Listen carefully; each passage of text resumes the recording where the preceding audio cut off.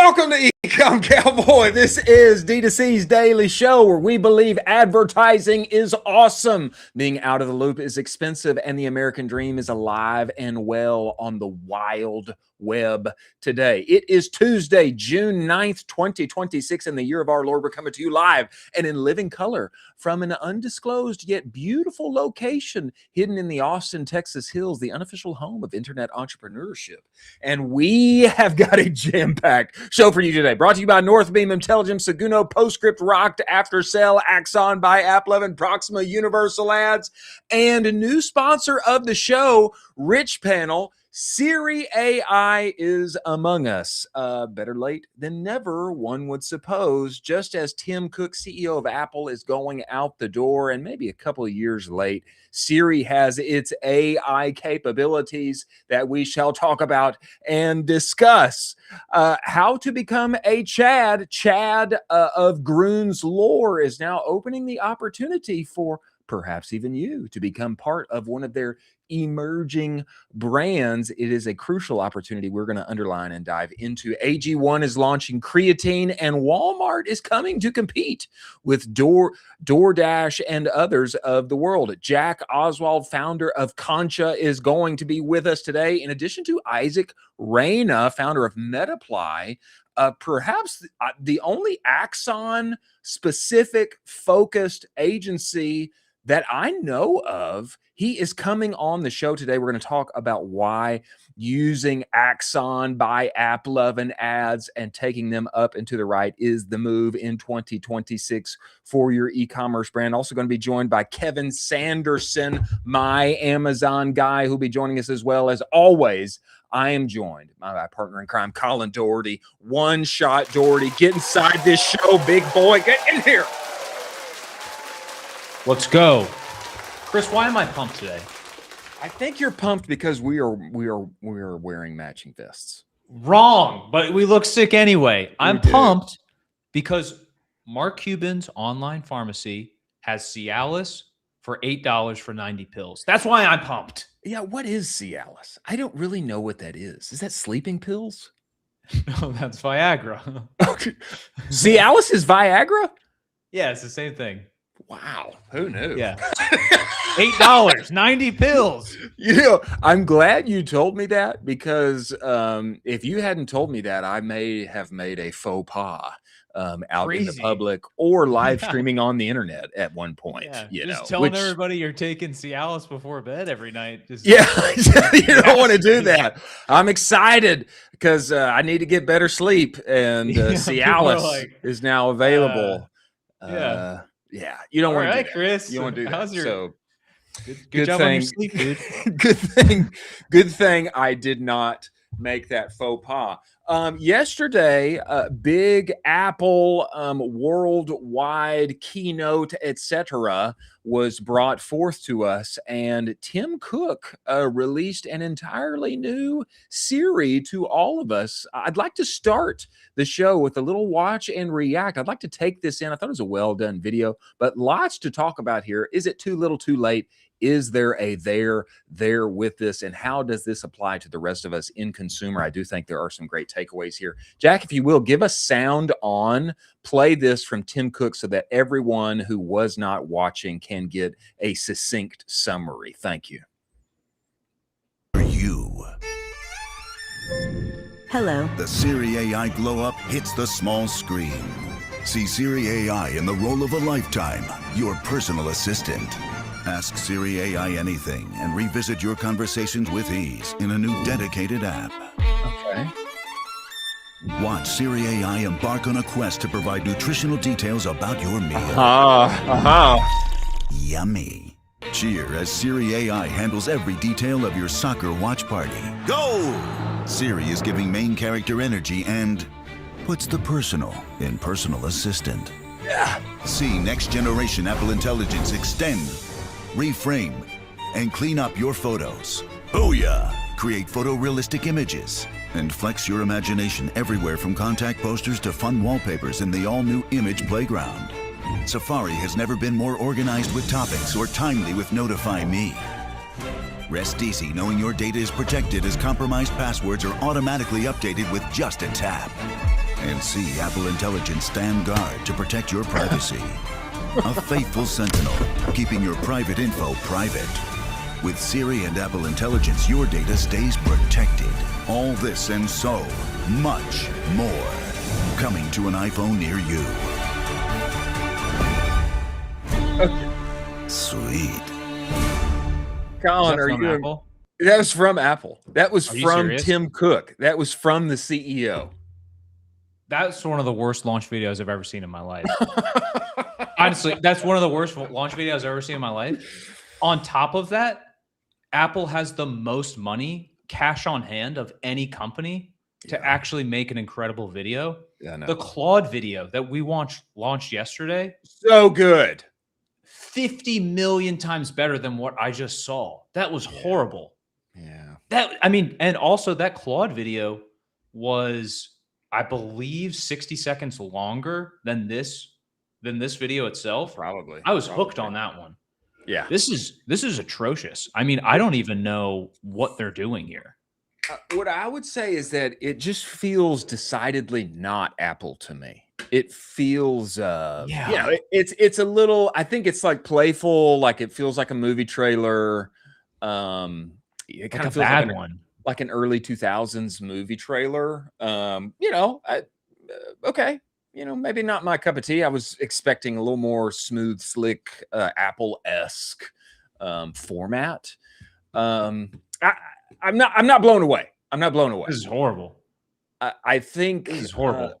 I think the market wasn't blown away either. Not the next tweet, Jack, that I've got here on the doc, but go to the third tweet, or maybe this is the fourth tweet. I'm talking about the Kobayashi letter. Bring up the Kobayashi letter for us. Apple stock after this, big hubbub yesterday, the Apple stock fell 5%. I don't think anybody was. I don't think people were blown away, and people were selling stock as a result.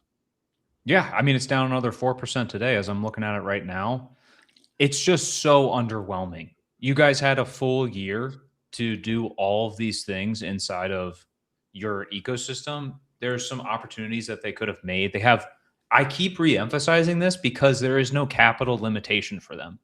There is no we don't know. I don't know if we should spend the money on that. Could be too expensive. Capital for Apple is almost, it's unbelievable. They're sitting on the most physical cash on hand of, I believe, any company, period. I think maybe NVIDIA, but then they reinvest it back into chips almost immediately. So the cash conversion, works a lot quicker there. That's kind of beside the point. But they had the opportunity to do something truly incredible, and there's no limitations. So the true limitation here then just goes back to, well, then I think Apple has kind of lost their creativity. I think Apple is now a boring, standardized company. It reminds me a lot of Apple is your Toyota Camry. Oh. It's a safe bet. It's going to get you there. It's not going to be that exciting. That's a lot. That's a lot. It's going to be reliable. It's a Camry. It's a Toyota Camry now. It used to be something really exciting. It used to be this really fun, eye-catching thing. Used to get excited about it. Now it's like a beige Toyota Camry. It's not even a good color. I'm not ready to go that far, but here's what I will say. I totally agree with you. Video, a little underwhelming, kind of not Apple-ish, not Apple-esque. It doesn't give me the feeling of I am holding a masterpiece of technology that I will use to go and create and be different and change world history, which Steve Jobs was always the GOAT at. Number two, my bigger question here, they've been working on Siri AI, they've been working on it for years, or have delayed it for years. Now it is here. The bigger question to me, given Siri's history, is does this thing actually work? And what they have underlined several times is that, because all your notes are there, your texts are there, your emails, all your things like this. This should be like the most useful AI applied tool, Copilot, whatever. It should be the most useful because it's already there in the iPhone. That's wildly popular and can do and help you accomplish all the things. We have a tweet here that I'd like us to watch where a guy is showing like he's shocked it actually works. I'd love to see this. Pull this up first, Jack. This is tweet number 2 from iUpdate. Yes, play this one because I too am surprised to see this like actually work. I think he's got a good example here. Let's go sound on. Let's go sound on and watch him and play this for us. What was the name of that water bottle my mom said that she really wanted? So this is me testing personal intelligence with the new Siri as part of iOS 27. I remember my mom specifically mentioned she wanted a brand. Okay, that's actually wild. It worked. That is the exact brand that my mom mentioned she wanted. And there it is, the Lark water bottle. Siri was able to surface this based on a conversation from a few days ago and present that information in. Okay, what was the name? You can stop it there, Jack. I find this fascinating that it actually worked. You know, perhaps there's real credence to this. Like, hey, because we've all got iPhones, you know, at least half of us aren't living in the green bubble world. If Siri like actually works across all the surfaces, I don't know how it works. I don't know what they're using, Gemini or what. I don't think it's Gemini. I literally don't know how it works, but if it actually works inside of my phone, this could be like the most used consumer application of AI anywhere, simply because it is there in the iPhone, distribution being the moat. I was surprised that it actually worked for this guy when he actually asked it a question that, you know, someone would find useful. This is, Chris, this is a prime example of how bad Apple has gotten, that you are surprised when one of their products works. When Siri works. Also, I am. And also, this guy is surprised. This is how low the bar is set for Siri. It is so unbelievably bad and annoying in the current version before this rollout that basically you could do anything else and you'd be kind of excited because it's so bad. It's basically unusable. But because of OpenAI and Claude, they have kind of leveled the standard for talk to text and actually talking with the inside of interfaces. Claude is so good at this. When you talk directly back and forth with Claude, you can have full conversations. That should be what Siri is at this level. And so for the fact that it's not, it's completely disappointing. Well, mind you, it could Claude be and OpenAI are still startups, technically. Yeah, technically. Even though they've, you know, raised $1 gazillion. $1 trillion, gazillion. It could be, though. It could be now. It could be that speaking to Siri, like it could be that it all magically works. Like that's my hope. That's my hope. God, I would hope so. It only took them 10 years. Yeah. It only took. I think that is the play that they're going for here. Is hey, better late than never. But we've already got all the distribution, and maybe we've hacked the whole whisper thing. Okay. And maybe we've, I don't know what they're using to power this. Bring up this tweet from M. Weinbach, Jack, where he's discussing like what it's powered by and what it is not powered by. It's a 3rd or 4th tweet. Yeah. So Max Weinbach, I don't know where Max is from. He's an analyst at Creative Strat. He says Gemini does not power Siri. Apple foundational models power Siri. I don't know what that is. Those models are based on Gemini technology. It is not Gemini. Apple and Google have been clear about this since January. So I don't know what Apple foundational models is. I don't know what that is. But let's just say if the thing actually works, their distribution is going to be quite powerful simply because whether people are in on AI or not, if they have an iPhone, they could very soon be in on a form of AI that's very useful and easy for them to access, ask questions to, etc. It could be that simply the distribution of goes ahead and solves this thing and leaps Apple forward in the whole AI conversation.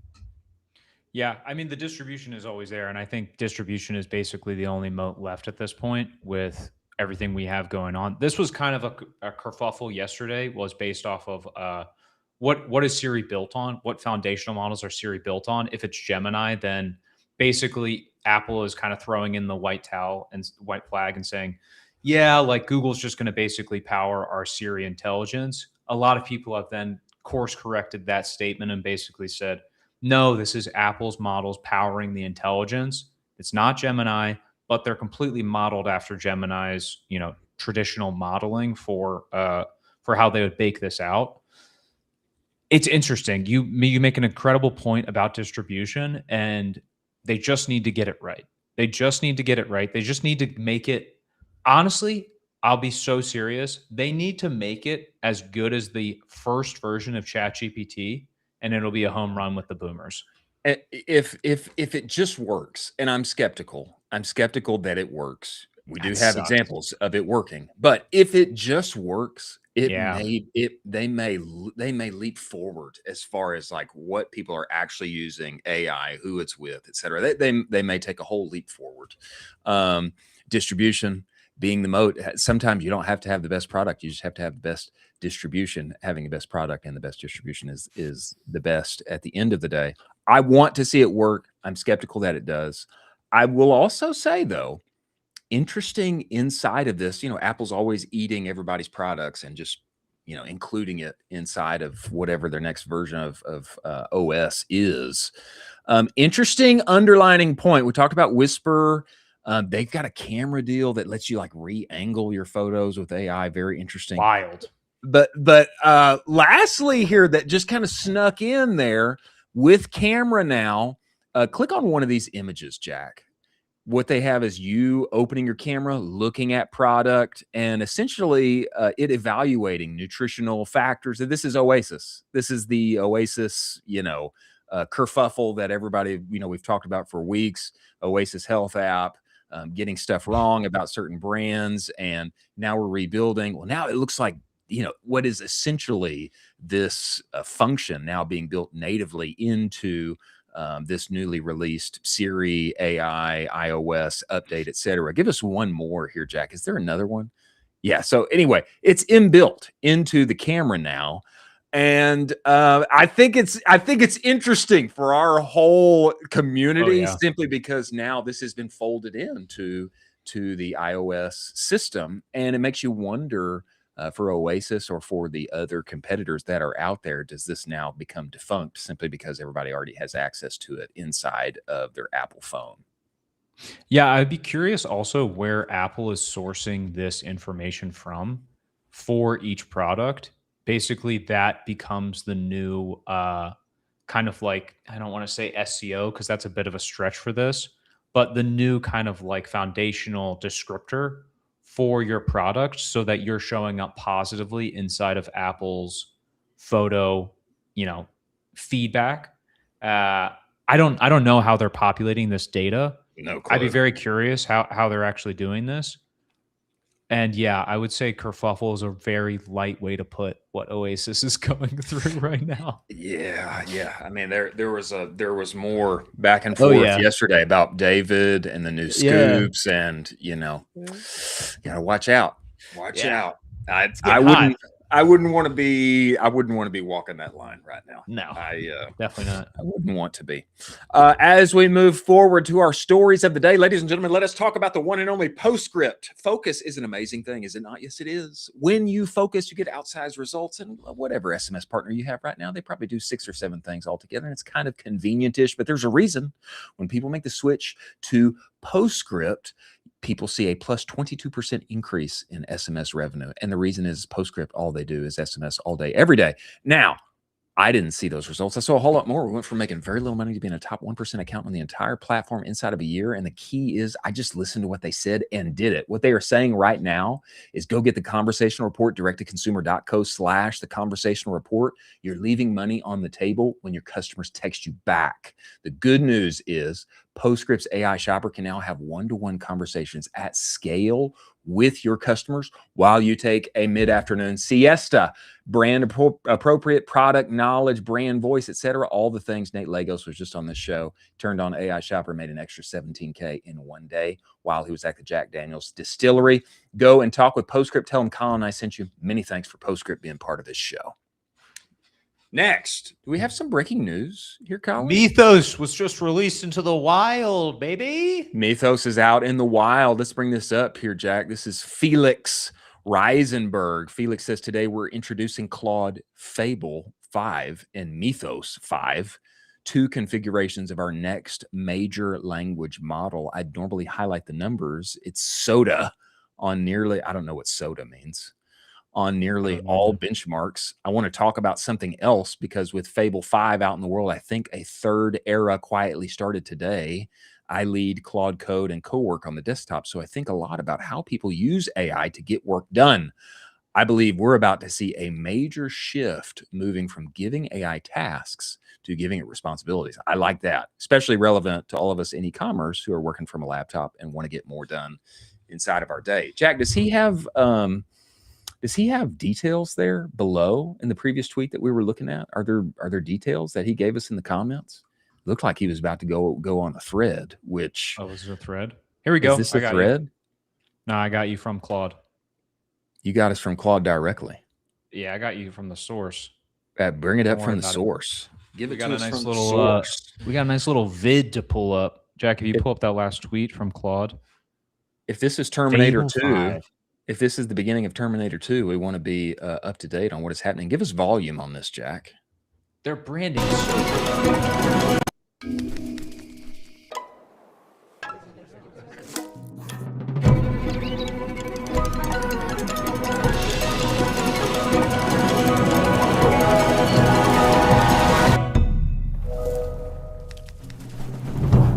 So good. Okay. Well, it looks awesome. I don't know what it is, though. Let's read. Here, turn off the volume, Jack. Let's read here. Introducing Claude Fable 5, a Mythos class model that we've made safe for general use. Its capabilities exceed those of any model we've ever made generally available. Scroll down. See if they give us more details here, Jack. There's benchmarks. There we go. Benchmarks. All the benchmarks look awesome. State of the art, really all tested benchmarks, exceptional performance, software engineering, knowledge work, scientific research, and vision. More complex the task, the larger Fable 5s lead over our other models. Great. Keep going. Jack, click into that, and you see how much it's destroying Claude Opus 4.8 on benchmarking. You see it if you click into this. And then can you scroll in a little? Look at this. So Claude Opus 8 is right here. It's this middle bar. So then Mythos is destroying it on basically every single one. Pretty significant. Massive upgrade. Dude, the agentic coding jumps from 69% to 80% for Mythos. Yeah, it's impressive. I mean, that's just bananas. Like knowledge work jumps from 22 to 29. Spatial reasoning jumps from 14 to basically 40%. Like, I mean, these are pretty massive jumps. So is this available now inside of Claude? Can I update and work with Mythos and Fable? Yeah, I'm looking at it right now. Fable 5, our most capable model yet. Try it. Yeah, let me try that thing.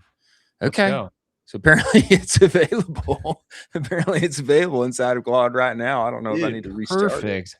I'm connecting my Robinhood to it right now. What? Why is that funny? Longer agentic reasoning here, longer context windows and such. That's great. Well, maybe it's not Terminator 2. Maybe we're heading into paradise. Who knows? Who knows?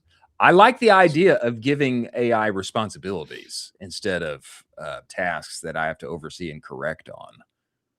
I mean, also, can we just say how good this branding is? Just that little branding video. Yeah. Let's just have a little jump back to the Apple release video compared to what, you know what I mean? Definitely different. The stark contrast between how good Claude is branding everything and how bad Apple is doing stuff. I mean, it's so wild.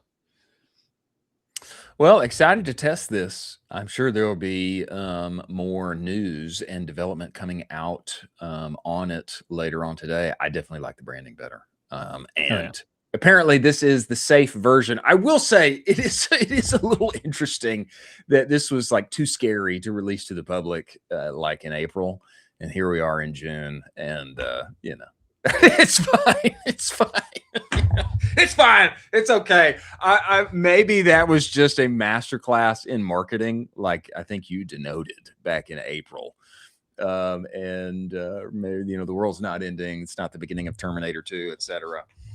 Maybe we can just delegate responsibilities to AI now, and Fable 5 and Mythos will take us into our utopian AI future. Who knows? But excited to test it out for our various workflows, and the rest of the Ecomm community methinks it will be interesting to see how things roll forth. There's got to be a lot of great threads and tweets on how everything gets updated and you use Mythos and Fable 5 and all this. Wouldn't you expect that over the next few days? 100%. I think also on top of all of this, the one-man brand just got that much more achievable. Definitely. And so you're inching closer. Every single day, we're inching closer with all the updates from Shopify, all the updates from Claude. All of these people are supporting you and making this one-man brand more and more feasible. Chris, we're going to have this conversation next year, and it's just going to be like, you're not on a one-man brand? What are you doing? Like, that's crazy. If there's credence to what Sean Frank said, ads eating everything and OpEx needing to continually go lower and spending more on ads with margins getting tighter, then methinks the one-man brand is inevitable. And I do believe this is the future. Small teams, big dreams, and AI-ifying our ways to it. Speaking of great opportunities, a great one came forth from Chad of Gruns. Jack, I'd love you to bring this up. We need to read this. Crazy. Big opportunity, Chad Janis says, who just exited for Mini Bees to the one and only Unilever, I believe, Procter & Gamble, somebody. Big opportunity for you. I'm hiring for a VP of emerging brands. The ideal candidate is likely someone who wants to start their own brand, but is eager to invest at least 2 years working directly with me to scale each of our emerging brands. You will work hard. You'll fast track your growth and leadership. What is an emerging brand, you ask? Any brand we launch, remember, they're launching like 30 some odd additional brands that are like derivatives of Gruns, focusing on different products, etc., with the same kind of branding. That is doing anywhere from 0 to 100 million of annual revenue. Yes, 100 mil of revenue is our threshold for something from emerging to scaling. You will own the P&Ls and outcomes of each emerging brand. Wow, that's a lot. Each emerging brand. To start, you'll have Nootrops, Immune, Juiced, examples of using that same kind of branding, and some upcoming innovations. I care deeply about mentorship.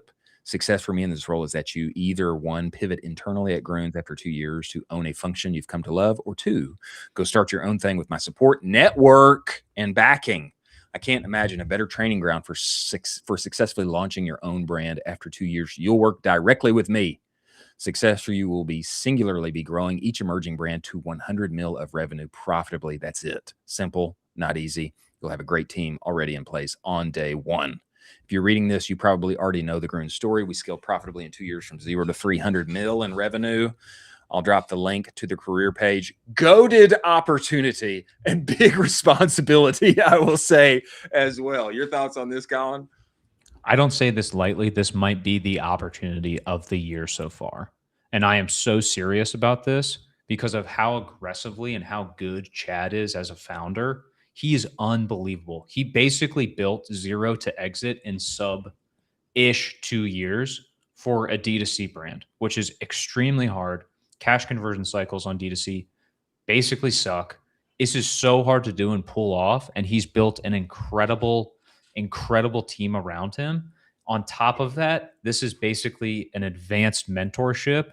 If you can come in, if you can work nonstop, if you can be an absolute dog and just crush, in 2 years, you're going to be launching your own thing with his backing, which probably means funding, so cash on hand, network, which probably also means potentially his backing network, so not just his capital, others' capital, and also potentially partnerships that you've built out within Gruns and around Gruns as well.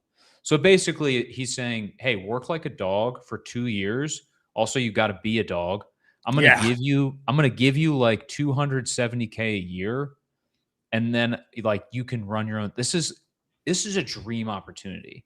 Like this isn't like I mean this will be controversial somewhat, but like you're gonna pay me for Chad to mentor me for 2 years, and then I get to launch my own brand with his backing behind it. Yeah. And then you're gonna pay me $600,000 in the meantime, and then I'll probably have some Gruns stock. Yeah. Like, what are we doing? What are we doing? Like, What are we doing? I don't know. I don't know my family anymore, dude. They're gone. I don't even know. They're like, hey, do you have family commitments? No, I don't. It's just you. This has come up in conversation even this morning. I was talking with a friend who's looking for a goated operator. And I just told him, the hard thing is in our space, if you're really good, usually you already have a great position that's hard to leverage you out of, or you've started your own thing.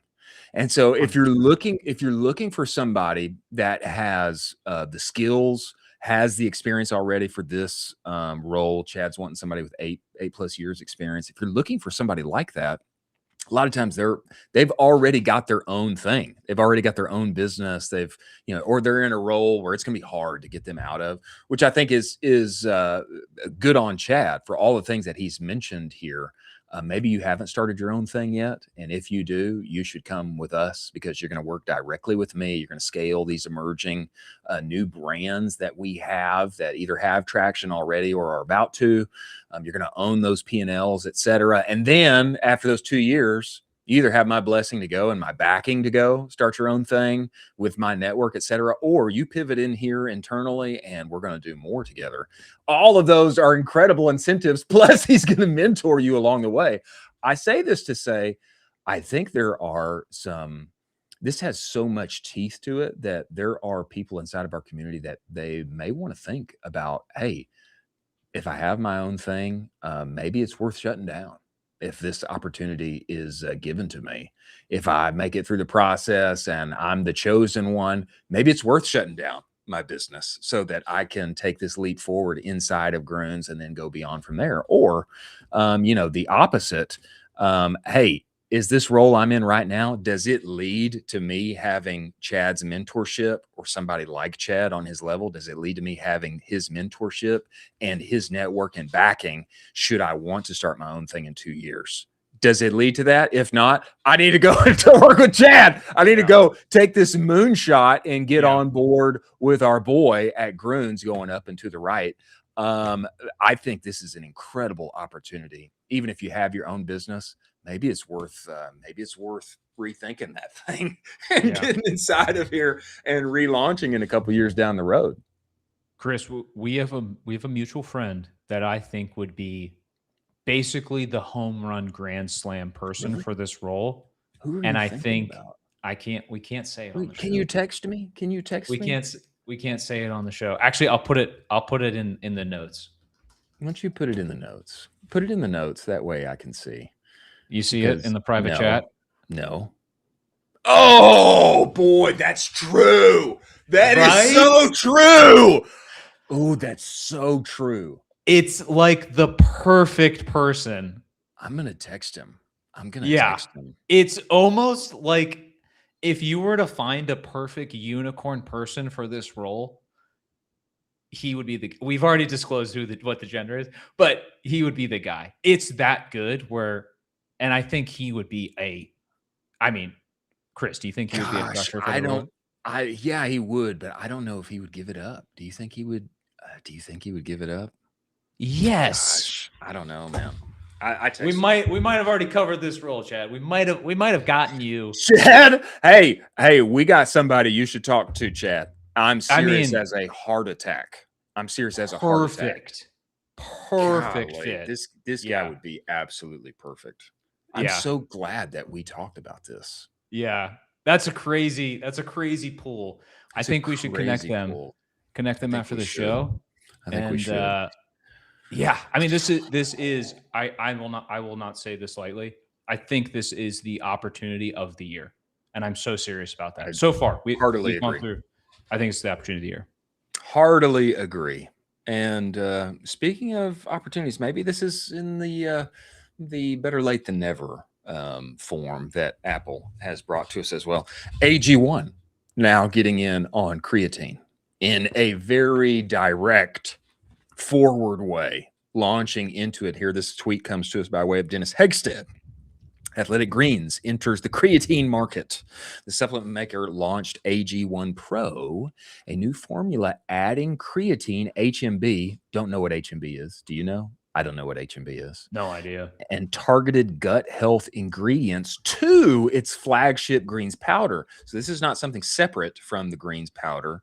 This looks like a higher level AG1 Pro, and we've added all these extra goodies in there, including creatine, expanding its reach into muscle health, recovery, and healthy aging. Better late than never. We have wondered and considered on the show, why didn't AG1 get into creatine a long time ago? Why didn't they launch a green gummy when Gruns came out swinging and crushing? Why didn't all that happen? I'm not sure, but it is at least happening now. Your thoughts on this? Yeah, I mean, this is a good addition to their staple product. They also have the sleeping powder that they released too, and they also have a couple multivitamins. So they're trying to build out this stable of kind of, secondary products to support that main hero product in order to build out that LTV. They need to really focus on that LTV. They've already dialed in the subscription aggressively, but if they can kind of spin these secondary products up, build the LTV of their primary customer while also potentially getting those secondary products on subscription, that just becomes a really big, beautiful business. And in many ways, of course, they already are, but even more so, could beef up and continue. They've got distribution. They've got all the influencers. They got everybody. It does make a ton of sense. And ton of sense. I only wish for their sake that they had done it 24 months earlier. We have the one and only Jack Oswald coming to us, founder of Concha, former UK-based professional tennis player who took his experiences and his frustrations there and made a better cup of coffee, so to speak. He is coming to us. Before he comes inside the show, ladies and gentlemen, let us talk about universal ads. If your growth is plateauing on search and social, it's time to rethink TV. Universal ads makes it simple for D2C brands to run TV campaigns designed for performance without the usual mystery involved with getting into television. You get access to both premium streaming and linear inventory all in one place, and you reach a net new target audiences that aren't in the same crowded social feeds where we're already spending our ad spend already. Campaign setup and management is super simple, feels just like search and social, be up and running in minutes. This is TV designed to deliver for performance marketers. Go to universalads.com, sign up, use the code UA Cowboy, get $1,500 in matched ad credits. Go to Universal Ads. Many thanks for them being part of this show. Now, we must welcome the one and only Jack Oswald inside of this show. Former UK-based professional tennis player, was touring on the ITF Futures circuit, lugging around a bunch of rackets and school bucks and being frustrated the whole time. Now he has made a modular type bag, I believe, bringing it to the masses on the interwebs and winning all along the way. Everybody, welcome inside of this show, the one and only Jack Oswald, founder. Here. Jack, come on. Hello. Appreciate you making the time to join us, brother. Thanks so much for having me. I've been a big fan of the show, so it's cool to be here. Come on. Now you're just being nice, Jack. That makes us feel good. Stop. Don't say any more. You've got an international audience. What can I say? That's amazing. That makes us feel great. That is amazing, man. Bro, give us some background on bringing this thing to life. I mean, we don't have too many former professional tennis players, Jack, who have launched and become founders and successful in e-commerce. I mean, give us the backstory on this. Yeah, well, I kind of stumbled into it, to be honest. I was actually born in the US, Really? and grew up there. I haven't got the accent for some reason, but I grew up there till I was like 13. Picked up the bug for tennis in the US. Came back to Europe and was training for basically my dream to play pro tennis, and was a really cool opportunity. Got to travel a lot around the world from a young age, up until really like around the pandemic, around 2020, 2021. So I was doing it for quite a while, and was traveling around with rackets, with gear, even with school stuff, all this stuff around the world. So it was a really cool teenage, young adult experience. I wouldn't take it back for anything. It was really, really cool. But yeah, I just kind of sort of getting into just trying to design a better bag for myself, honestly, on the side, just for fun. And I just got really into the whole product design side of it, and it kind of just grew out from there. So how did that go from, okay, I've built this bag for myself, but before you are potentially realizing, this isn't just my own frustration. This is multiple players on tour as well. Maybe I should actually expand this into a business. When was that moment?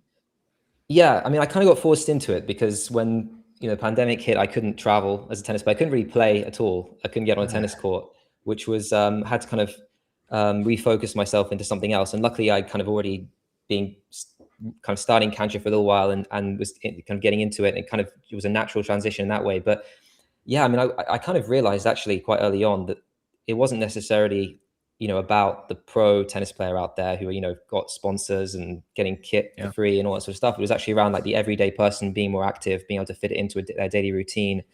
And that's kind of where the modular idea came about, because people are if they're hitting the tennis courts and they're going to work into the office after, or they're just living an active lifestyle, you're carrying around a lot of stuff, right? And so you need something that can adapt. And so that's kind of where the modular side of things came into it, and kind of people being able to add and attach accessories for different activities, whether they're going to the gym, tennis courts, work, or whatever. I find this concept fascinating. And Jack, I come from the sports world. I have a football background. I also worked at a baseball company. And for those who don't know, there's money to be had in bags. I mean, if you're traveling to, tennis court, you're traveling to the baseball field, you're going everywhere every weekend, and mom and dad are helping you put that thing on, or you have to lug everything around. I mean, it becomes a nuisance. It's a big nuisance. And so if you can genuinely give people a better experience, there's a lot of money to be had there. I find this fascinating, this kind of modular approach where you can customize the thing for your own needs. I mean, tell me more about this. I can't imagine that this is easy to execute on, although it's a great idea for the various people that have their customizable needs. Yeah, I mean, I think the idea really came from I saw a lot of what was going on in the outdoors industry. If you see what the Patagonias of the world, even like camera bags, Peak Design, brands that I idolize now in the bag space that just do some amazing stuff. Some of it modular, some of it just really cool materials, just amazing design. And I just didn't understand why that didn't exist in any format in the sports side of things, So, I mean, not just tennis, but specifically tennis, definitely, where a lot of brands are just making cheap bags with their logos all over them and hoping to sell more tennis rackets or hoping to sell more shoes or whatever it is. And I kind of knew that we could do a lot better. I had bags breaking on me all the time, and I knew that just from a durability, material perspective, I wanted something better. So it came originally from that idea and just seeing how cool the innovation was in other categories, in bags and other categories, and just and all those type of things. And so that's where it kind of came from. And then I thought, well, there's a use case here, and it kind of grew out from there. Fascinating. If you were starting kind of the brand today, knowing everything you know now, what would you do differently in that first year? Just having gone through all the trials and tribulations. Yeah, I mean, to be honest, I've made so many more mistakes than I care to admit, and the fact that I think Cancha's still alive sometimes surprises me. Not a small feat in and of itself, Jack. Keep going. Absolutely.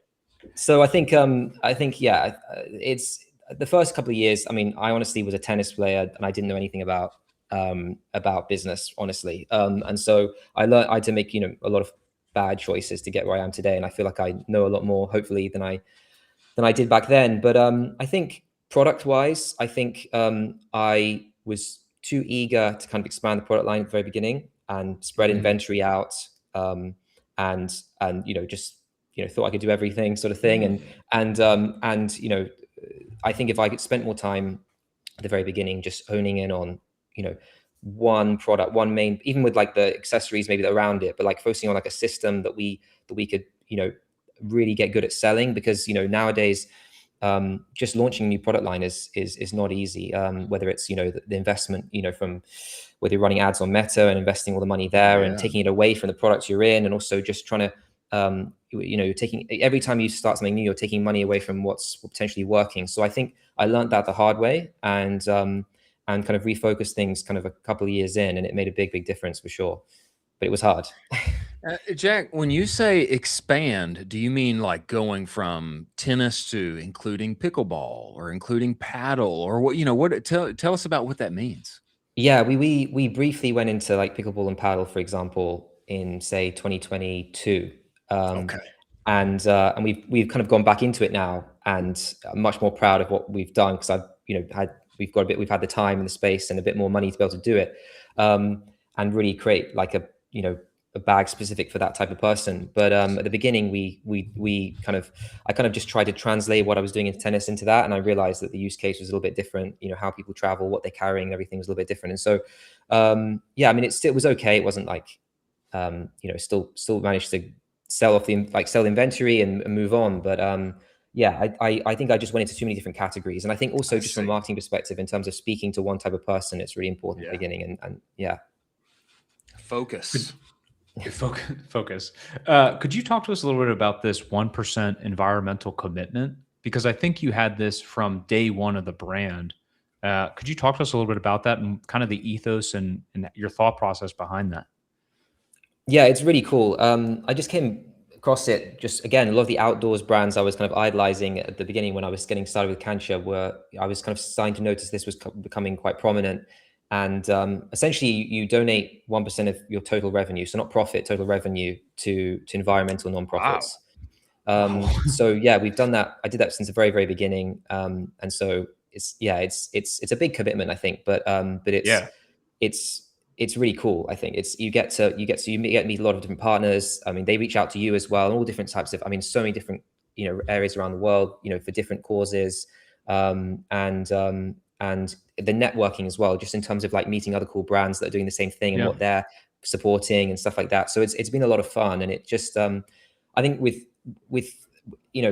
Cancha, I think I always wanted to create something that meant something to me, and I think that was just a small part of it, of meaning something to me. So I think it's not like it's something you have to do, but I just think that finding things that are important to you when you're building the brand and stuff like that is just quite important. I love that. When I'm thinking about what you're doing, Jack, there are some big boys that you're playing ball against here. Like the Wilsons of the world, and you would know the market better than me. But I find that sometimes, at least in my own experience, in the baseball vertical and in some other places, sometimes the incumbents, the big boys, the winners, they just can't move as fast as somebody who's digitally native, new, a startup, etc. And I find it compelling that you've kind of borrowed a modular type model that you've seen in other places, outdoors, etc. And you've brought that over here to the tennis world, and now the pickleball world, etc. I find that fascinating, and this seems to like play out in sports. It seems to play out in sports again and again. Sometimes these entrenched winners, they're not looking at other categories for inspiration, and they can't innovate and move as fast as somebody like yourself can. I mean, have you seen that? Have you seen that play out as true in your category? Yeah, I mean, I can't speak for other sports, but for tennis, I mean, it's has a very archaic model in terms of just how like antiquated the way things are sold, in terms of like, up until when I was a kid playing, there's still reps for the brands in various different areas around the country who were like trying to sell to like the tennis clubs and and like none of them were really selling online. And it was just like, it's just, even like the online stuff was very antiquated. And so, yeah, up until very recently, a lot of these brands have just been doing zero D2C, and they just sponsor, and I'm sure it works in their use case, but sponsoring big players, hoping to get big retail deals, and yeah, it's and there's not a whole lot of innovation that's happened in tennis, honestly. I mean, whether it's like tennis rackets, for example, which haven't really changed in the last 20, 30 years, or even bags, for example. I mean, it's I think it's fun to go into something where there hasn't been much innovation. I think bags as a category has got it's a really fun category to be in, because there's so many cool use cases, and whether it's like small things like a sling or like a backpack or a tote bag or this duffel, there's so many cool things you can do, and you can, the design element from patterns to a bag might have 50 to 100 different materials in it, right? So you can make something totally different just by material choice alone. So it's a lot of fun, but it isn't easiest in the sense of shipping. But our bags, especially like tennis racket bags in general, are big. They're expensive to ship around the world, and they're not like a massive LTV returning customer thing. Like the modular side of things for us is a bit unique, so people do come back and buy, and they buy, but it's not like it's not a subscription product, it's not consumable. We definitely have to try and be profitable on first order and stuff, and so that's always been a challenge. I think more so as time has gone by, just because of the landscape we're in. But yeah, it is a lot of fun. Jack, I mean, you've pivoted right now from, I'm frustrated from kind of lugging my own gear around to now you're operating a global brand. I mean, what decisions early on kind of led to opening those doors of you going from frustrated to now? I mean, now you're running a global brand at the end of the day. You are. Yeah, I mean, the side of it, I think one thing that's good about being an athlete is you kind of get used to this kind of sort of 1% mentality when you just go back at it each day. Yeah. So I think I got pretty good at just enjoying going back into the state, like getting incrementally better at things each day. I think that helps because when you're building anything, I think it's all about those building blocks. And it can feel very far away. And I kind of just got used to that as a junior tennis player, like seeing, it felt like miles away, where all these pro players were. And especially as you get better at things, and even in business, when, the wins tend to be, because you're looking at it in the grander scheme of things, the improvement doesn't feel quite as, the jumps don't feel quite as big as they do at the very beginning. And so you have to get quite good at kind of just like being able to deal with that and kind of enjoy the process of doing it. So I think enjoying the process of doing it is really important, and especially I think D2C is a hard business for anybody, and so I think enjoying that process is really important. So yeah, I think it's definitely a big part of it. Yeah, when you talk, Jack, you sound like an athlete. You do 100%. You do 100%. It's not just embracing the suck, but it's learning to have joy in the midst of it. Coming back 0.1%, 1% better every day, battling it out. Today's a new day. That mentality bears out. And tell me again, when you started this thing, Jack, is this like 2020, 2021? So I technically started working on the bags in 2018. And so between 2018, I was taking prototypes around with me around the world. Cancha means court in Spanish. So I speak Spanish and French just from travels around, like from tennis. And so the name came to me when I was traveling in Latin America. But it wasn't really, I wasn't like, we properly launched, I say like end of 2020, beginning of 2021. Wow, man. Wow. I mean, to ride the various waves that we've had in chaos. D2C, I mean, it's continual chaos. Yeah. And meta prices up and down, iOS 14, all of the things, TikTok, etc. I mean, beyond like the product side and the product development, I can sense that you have real like there's real teeth and passion there for you, and you enjoy creating this thing. On the distribution side, as you've like navigated all of these continual chaotic things that we have in e-commerce, what are you excited about in 2026? Is there a particular channel, or is it a certain kind of creative, or anywhere where you see there's some opportunity to make headway? Yeah, I mean, I think one thing I'm starting to see happen quite a bit is this kind of resurgence of retail and working with partners in distribution as well. I think I focused a lot on D2C at the beginning with Kancha, and I think it helped kind of grow the brand. I certainly helped me learn a lot about marketing, about all the different side of that. But now I think I'm seeing a lot of opportunity as well in sort of working with partners in countries outside, for example, like in like a distribution in places like Korea and Japan and places like that, where we're seeing a lot of we're seeing a lot of interest in the bags and stuff. But those regions are hard to sell in, different language, different payment structures, different marketplaces. All these things are very different, and the way they buy and everything is very different. But there's some, as you kind of get into this, especially in sports, I think, but there's a lot of opportunities to build relationships with people in the retail side and distribution side in those areas, where you can start to get a lot more scope for selling in them without having to learn Japanese, basically. Incredible, man. Could you talk to us a little bit about this Korean super fan that you have that basically said, I think Jack Concha president, basically? Could you talk to us about this super fan that is just like inundated with your brand now? So we had a customer reach out to me. This is actually last year, and just said, we've bought several Kancha bags, and we want to distribute them in Korea. We've had like orders come through to Korea, but we've never like done anything. And obviously in Korea, it's not like the first place you think of. I mean, but and they were like, yeah, we're gonna quit our jobs. We want to just want to like grow Kancha in Korea, they placed a small order sort of like middle of last year as like a test. Yeah. And then they placed like 100K order for a few months ago. So I was like, I need to go out there. So I went out there to visit them, and they were just customers of ours that just decided to go all in on this and help and just grow it in Korea, and like all the retail and side of things that I wouldn't know at all where to start. So it was really cool. And like, they like took me to their tennis club, played tennis with them. They got me this hat.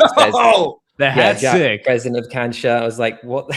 I was like, just really impressed by the hospitality for sure. Yeah. That's awesome. That's incredible, man. It's gotta feel almost surreal to be, 2018, man, you're lugging around your bags and you're thinking about like, man, how can I make this better? And then here we are in 2026 and you're flying over to Korea and they're making presidential caps for you.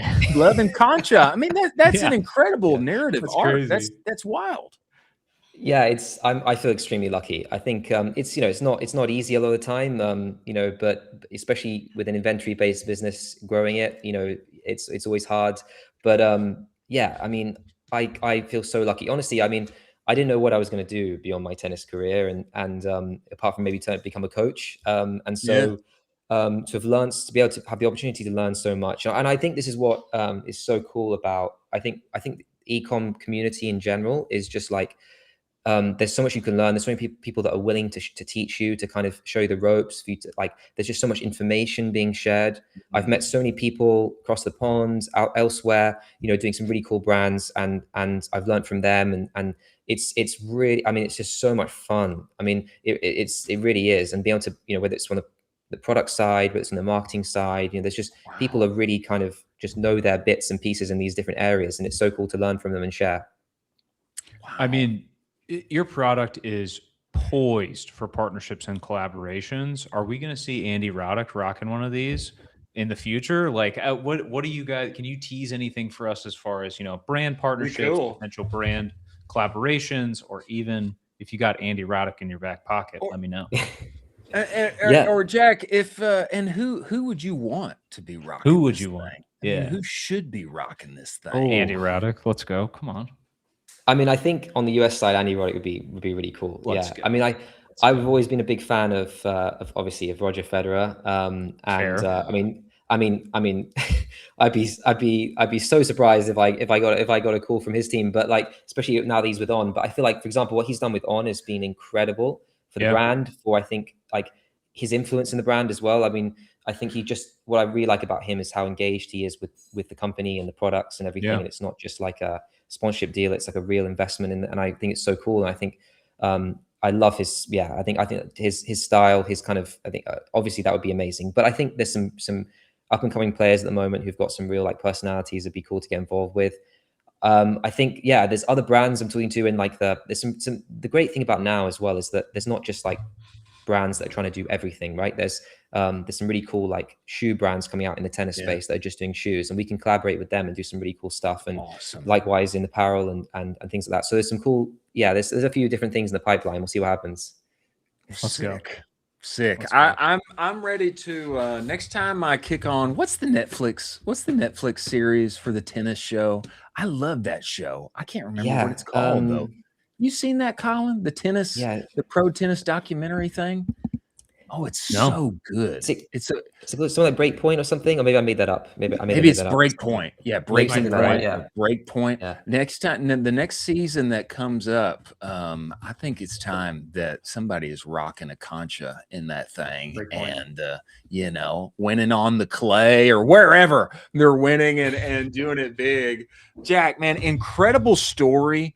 And I love the inspiration from one category, bringing it to a specific sport, which they all seem to be so archaic and established, bringing that innovation and then sticking with it and going global, international, baby, and taking this thing to the moon all over. Brother, we celebrate it. And, man, we appreciate you making the time to join us. We look forward to having you back. Will you come back to see us? I'd love to. And thanks so much for doing this show. I'm enjoying it so much. So keep doing what you're doing. Of course. Look forward to having you back, bro.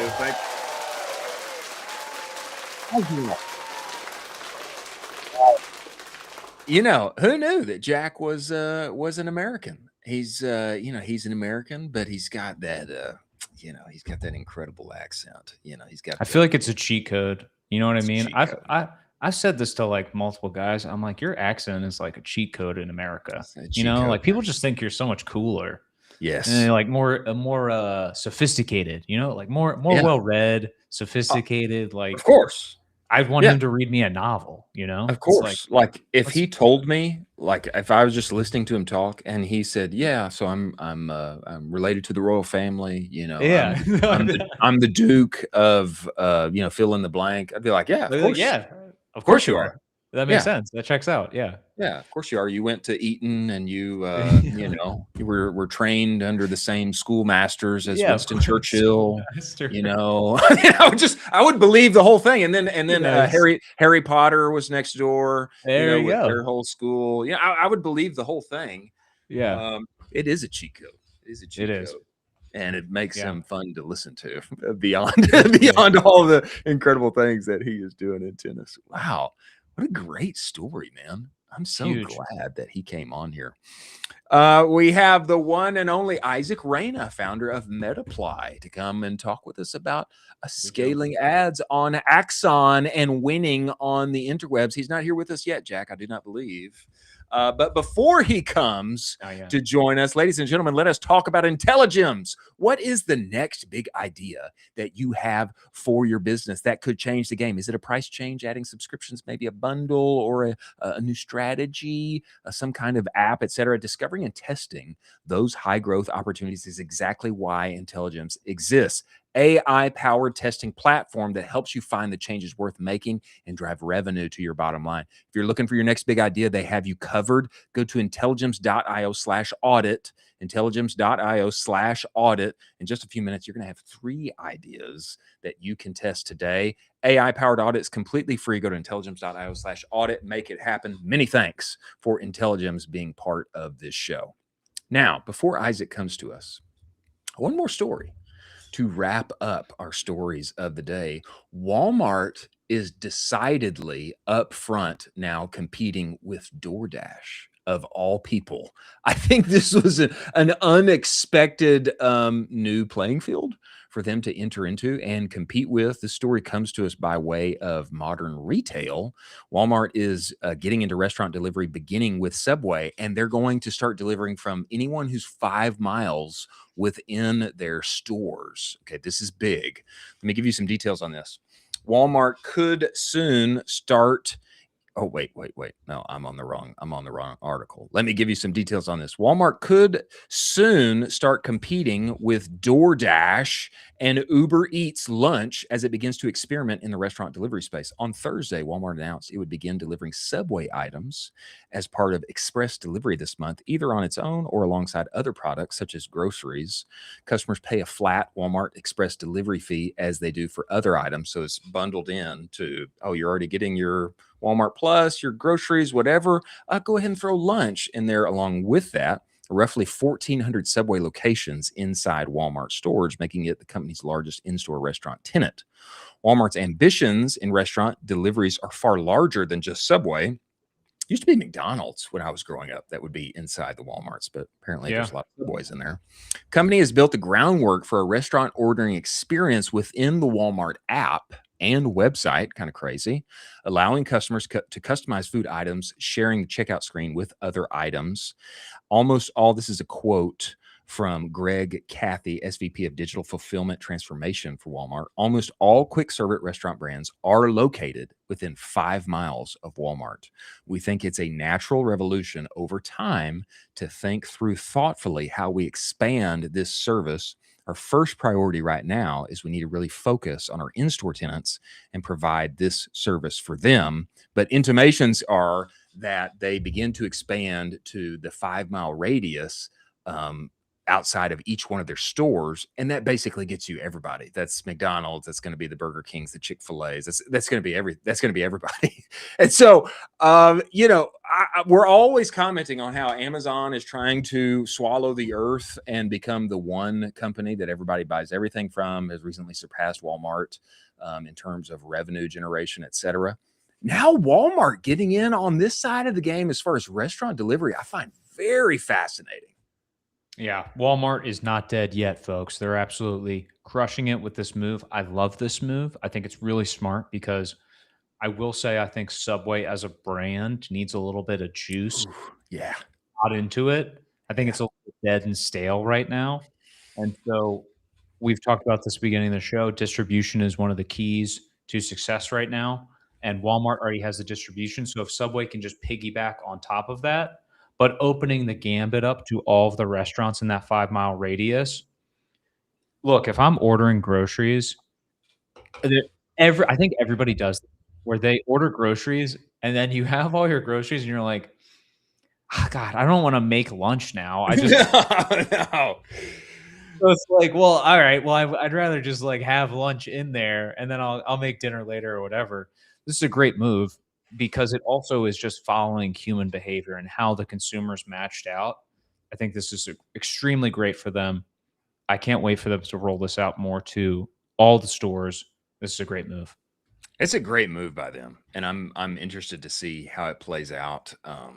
The big boys among us, like the Amazons and the Walmarts, they are coming for everyone and everybody. Oh, yeah. So I'd rather piggyback on that ride and be part of their success than be in their way. And, 100%.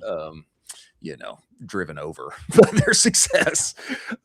We have the one and only Isaac Reyna, founder of Metaply.ai, who is helping bring AXON ads to the entire e-commerce world. Methinks he has some sauce for us when it comes to being on AppLovin, getting net new customers, even spending more and outperforming Meta. Totally possible and is happening currently right now. We are here to bring him inside and give us the sauce on what is happening on that side of the interwebs. Everybody, welcome inside the show, Isaac Reyna, founder of Metaply. Get in here, Isaac. What's up, guys? How's it going? Isaac, welcome to the show, man. We appreciate you making the time to join us. Yeah, glad to be here. Appreciate you guys reaching out to me, for sure. Brother, I discovered you on the various interwebs probably a few months ago. And I realized, man, Isaac is one of the few people inside of our space who are taking AXON appropriately seriously.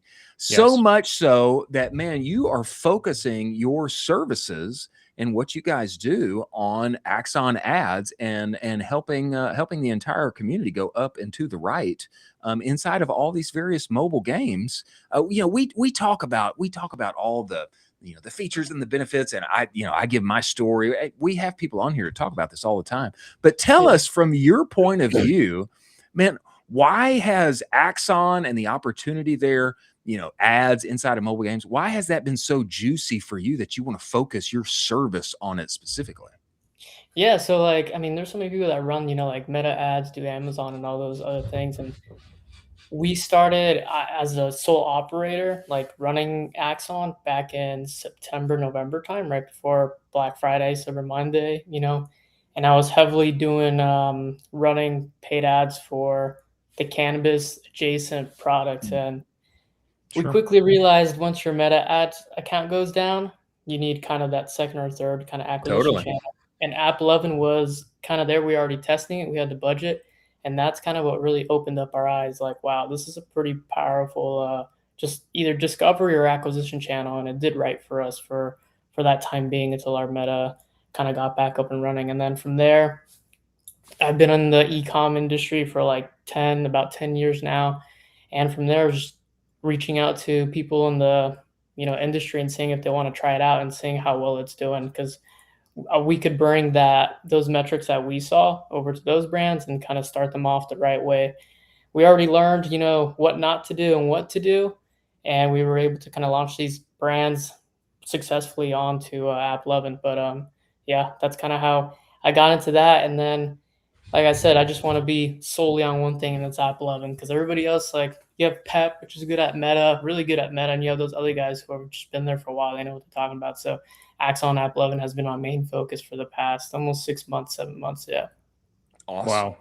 I mean, so a lot of people are seeing, AppLovin as a single primary channel. You saw it as your entire business. What do you think you saw that others didn't, where you're going to make this your foundation of your business? Yeah. So, I mean, what we definitely saw at first was the direct acquisition. Oh, sorry, the direct acquisition and the discovery. But for us to make it our whole business is what we saw, not just on our brand, but on other brands as well. It was what we saw is if you have your funnel already there, and you have Meta, you have Google already set, and your email, SMS, and all of that's like ripping and firing pretty well. Yeah. Adding AppLovin in parallel to Meta and Google, it's just going to be monstrous. Like, you're already fighting for eyeballs. You might as well get on another place where the eyeballs are there. And that's how we thought about it as a Shopify operator, is like, we want as many eyeballs as we can. We're trying to get attention everywhere we want. And that's just another place where we saw it, because we tried, the Snapchat, all the other ones that it just wasn't working for us. But this one we saw pretty good success, and I would say very quickly.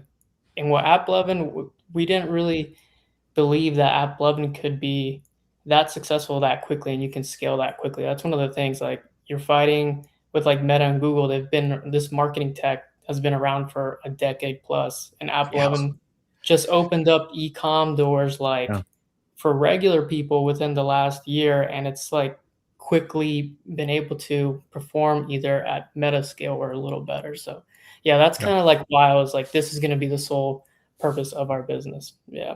Incredible. Mm-hmm. I have encountered a few, I will say, just untrue kind of core, kind of throwaway one-liner beliefs. When I talk to my friends about Axon, AppLovin, opportunity there, etc. A few of them they're just like, well, isn't that just kind of like, that's just kind of like meta retargeting, basically, isn't it? You're not really getting like net new customers there, are you? That hasn't been my experience. Hasn't been my experience. I mean, it's absolutely ripped for the brands that I have been involved with. Healthier for the P&L. We're acquiring net new customers. We're getting as good or a better buy in terms of CPA, CPMs, all of the things. Has that been your experience? And if you got some examples, I'd love to hear them. Yeah. So definitely. We're seeing about 60 to 75% net new customers on brands. Awesome. And like you said, people didn't believe it. Like we have our Triple Whale running, North Beam running, and then it was even to the point where like, okay, let's actually go into Shopify. Let's look at the back end and see if they even purchased beforehand. And you see it there. They're just like, they came from Axon. You see the customer journey, and it's like literally it's net new customers coming from Axon. And I would say also they come from Axon, and either your SMS or your email Klaviyo flows are closing, but also Meta's a very good closer too. And that's why I'm saying run Meta in parallel, because Meta is really good at closing customers that come from Axon as well. So it's like you might as well have it all going. But as far as the net new customers, it's definitely been a monstrous thing for it. And for one site, it's become, I think Axon is attributed to about 18% of their monthly rev. So that's kind of like, yeah. And from that monthly rev, what's really cool is that they're repurchasing about 18 to 20 days after their first purchase. Ooh, that's juicy. So just to, oh, did we lose him? I think we might have lost him. Well, we got a great last line out of him. He's gone forever. That was a good one. 18 to 20 days repurchase. Oh, is he back? Oh, he's back. You see me? We got you Yeah, now, yeah. Isaac. Yeah, 18 to 20 days they were coming back and repurchasing. And that with that metric, they were able to understand their NC ROAS and even lowering it a little bit more. So their LTV, like that's just like a monstrous thing. Like you can start messing around with your numbers there on this channel. So yeah, so their LTV became a lot better. And yeah, it's kind of like a cool metric that I saw. So, talking about that store specifically, 18% of their revenue is contributed to that. Was that growth planned, or did something kind of click faster than expected?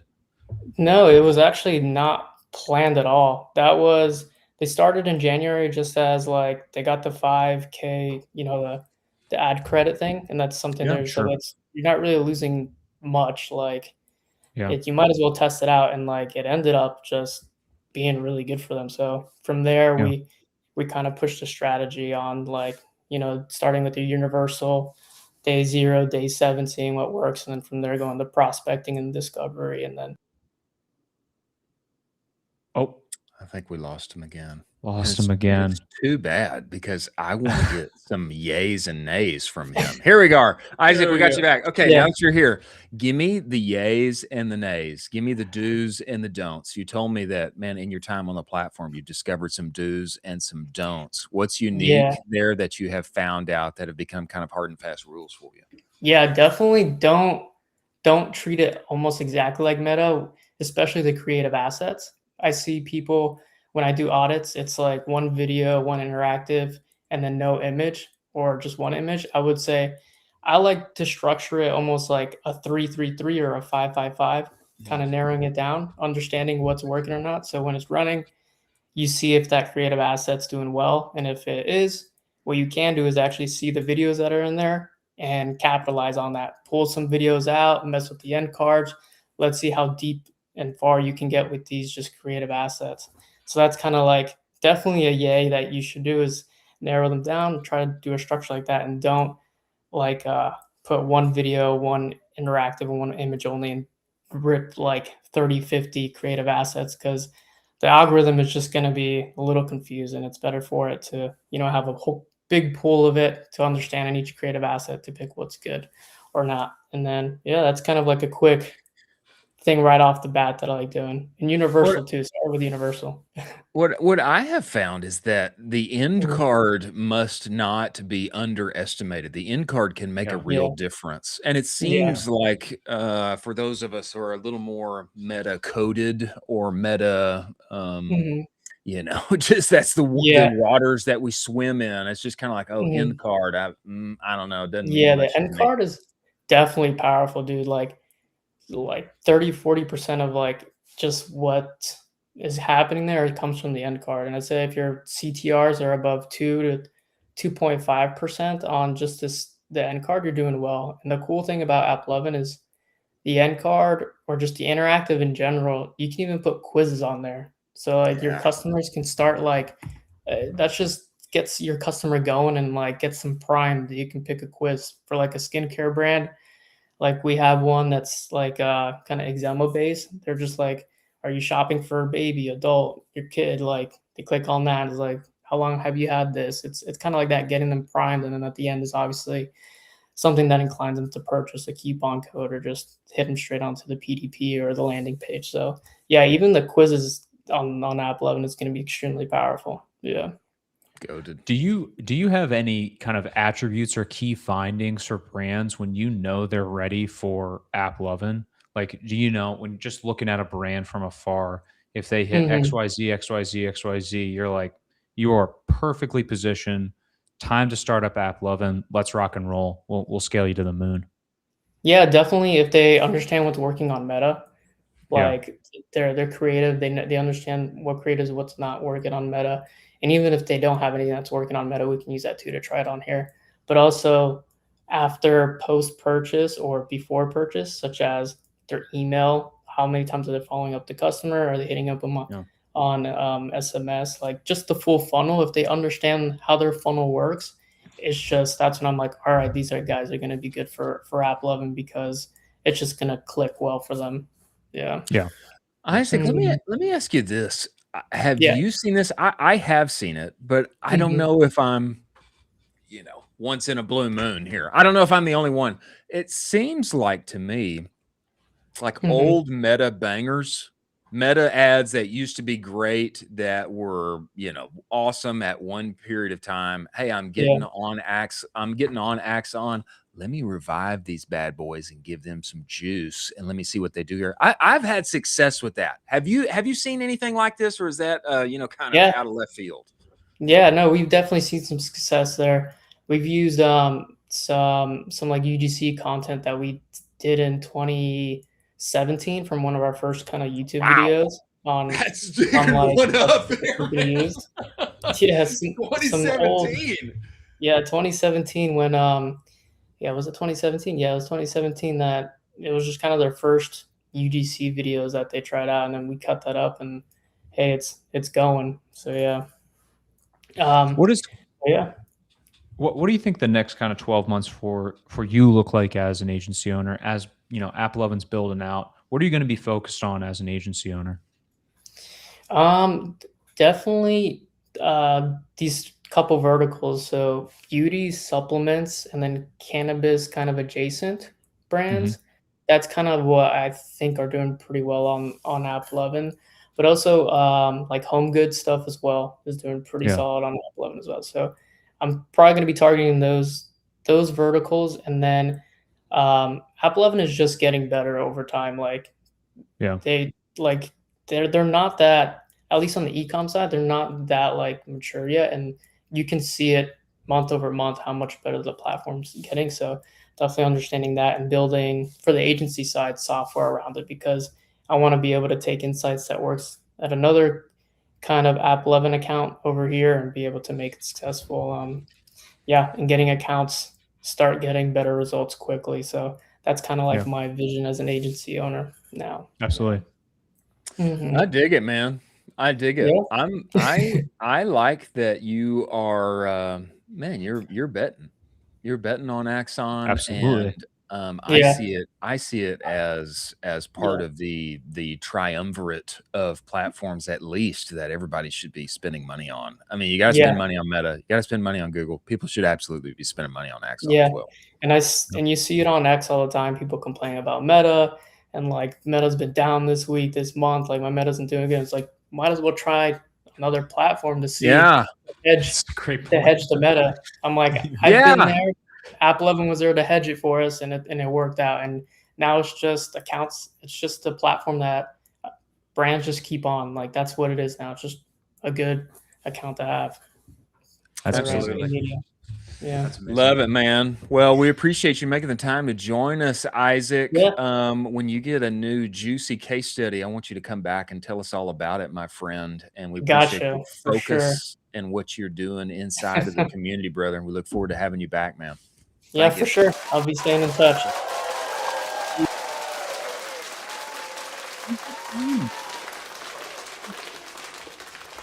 Well, Well, I'd like to hear more about. Sounds like he wants to build out some metrics to go around, some insights to go around what's happening over there as well. Very interesting. Very interesting. Very interesting to follow. Absolutely. Yeah, it makes a ton of sense just to hedge your bets against, Meta that is constantly unpredictable. You don't know what's going on with them. You should hedge your bets. More channels, folks. Hedge the bets. More channels to be had as we move forward.